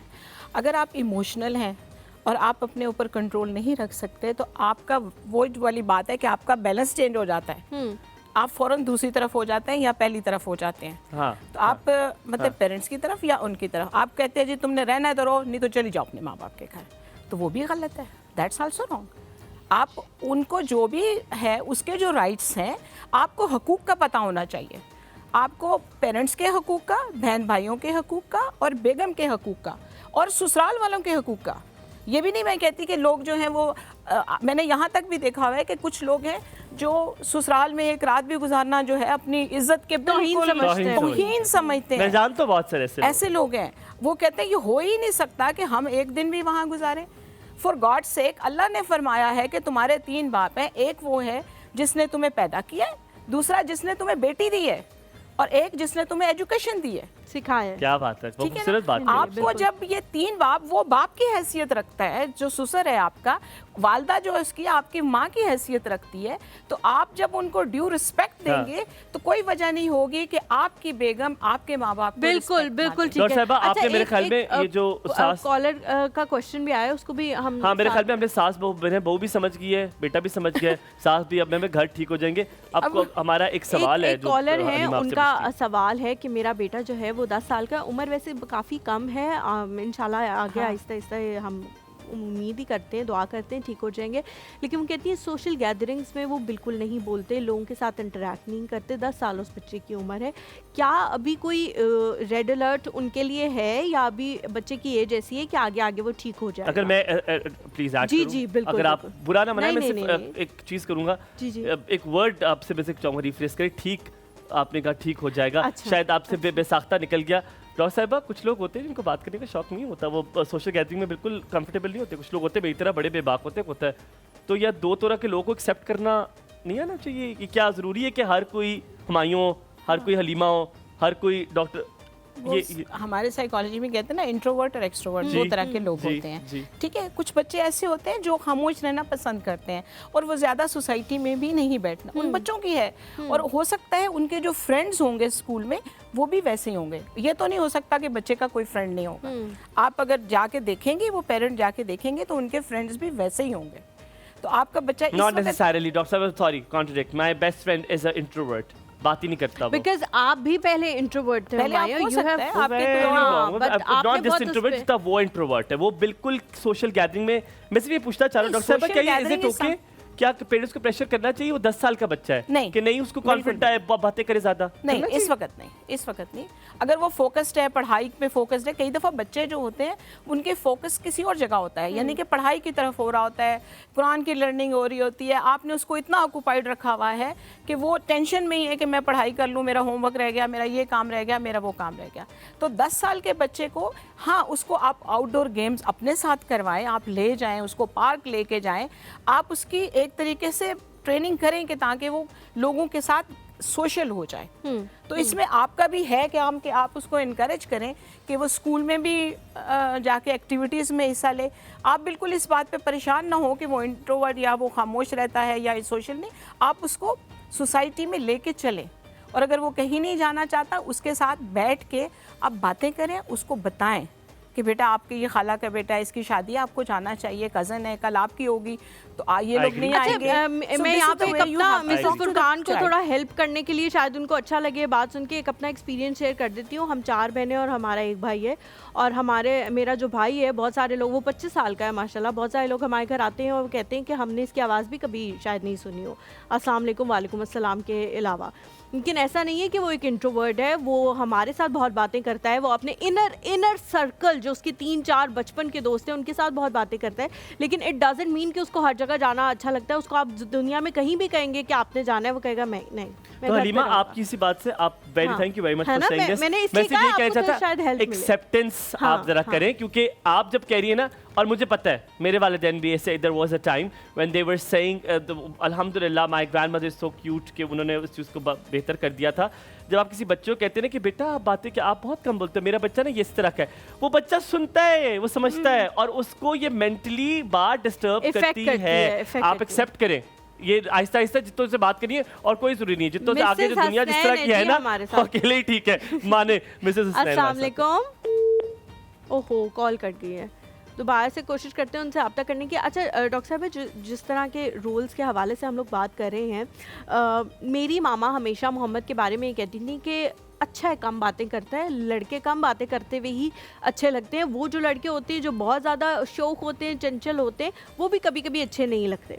तो मतलब उनको शायद नहीं, पसंद की बात है भाई, हो सकता है उनको ना अच्छे नहीं लगते हो, या उनको हो कि लड़के जो हैं वो फजूल बोलता हुआ अच्छे नहीं लगते। चपेट पड़ी है मुझे जोर की भाई, मुझे दुख हुआ इस बात पे। She likes you very much। अच्छा, बट वो मतलब उन्होंने कभी ये नहीं कहा कि मोहम्मद में कोई इशू है या मोहम्मद नहीं बोलता। उन्होंने उस चीज़ को और तरह से किया कि मुझे तो ऐसे ही अच्छा लग रहा है अपना बच्चा, मुझे तो ये बिल्कुल सही लग रहा है। अगर वो घर पे बैठ के प्ले स्टेशन खेलना चाहता है और बाहर नहीं जाना चाहता तो ठीक है, उसकी मर्जी है, उसकी भी अपनी एक ज़िंदगी है, वो भी अपना डिसीजन ले सकता है। हम लोग इस चीज़ को कभी कभी पेरेंट्स एक्सेप्ट नहीं करते। हेलीकॉप्टर पेरेंट्स बनना चाहते हैं कि हर वक्त सर्विलेंस हो बच्चे के इर्द गिर्द, कि वो क्या करें, ये भी कभी कभी गलत हो जाता है। मैं आपको अपना घर का बताती हूँ। मेरा भतीजा है, उसका नाम उमर है। तो मेरा भतीजा जो है ना, वो कम बोलता था बिल्कुल भी। दूसरा ट्विन ब्रदर है, वो बहुत ज़्यादा बोलने वाला है।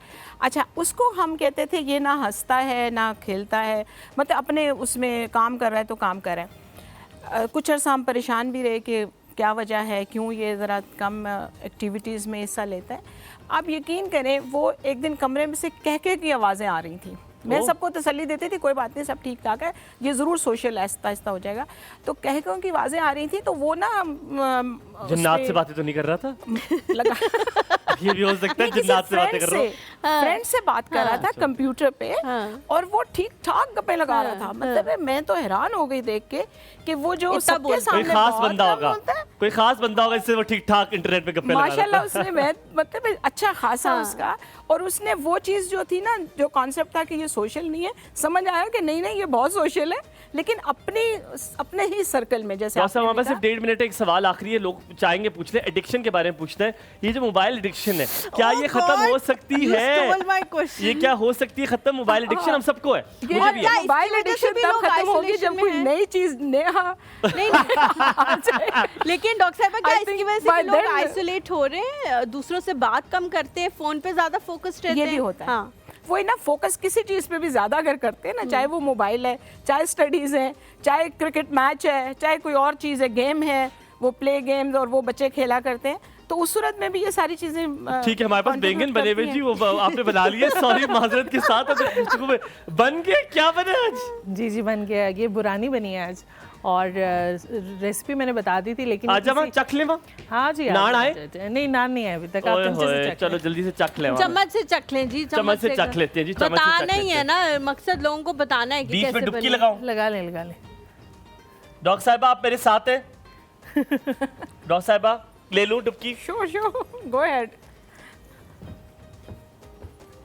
नान मंगवाओ।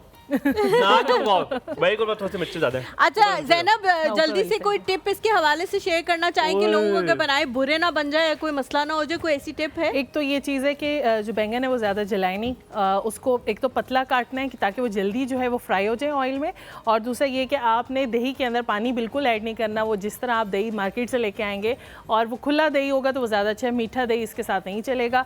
तो आपने बस उसके अंदर जो है मिर्चें, ये थोड़ा सा स्पाइसी होता है, और वो करना है। ठीक है जी, thank you so much Zainab, thank you so much doctor साहिबा, बहुत अच्छा लगा आपसे बात करके। इंशाल्लाह दोबारा भी आपको यहाँ दावत देंगे और मोबाइल एडिक्शन के हवाले से ज़्यादा बात करने की कोशिश करेंगे। मुझे और हुमायूं को अपनी दुआओं में याद रखें, अपना अपने वालिदैन का बहुत ज़्यादा ख्याल रखें। अल्लाह हाफ़िज़।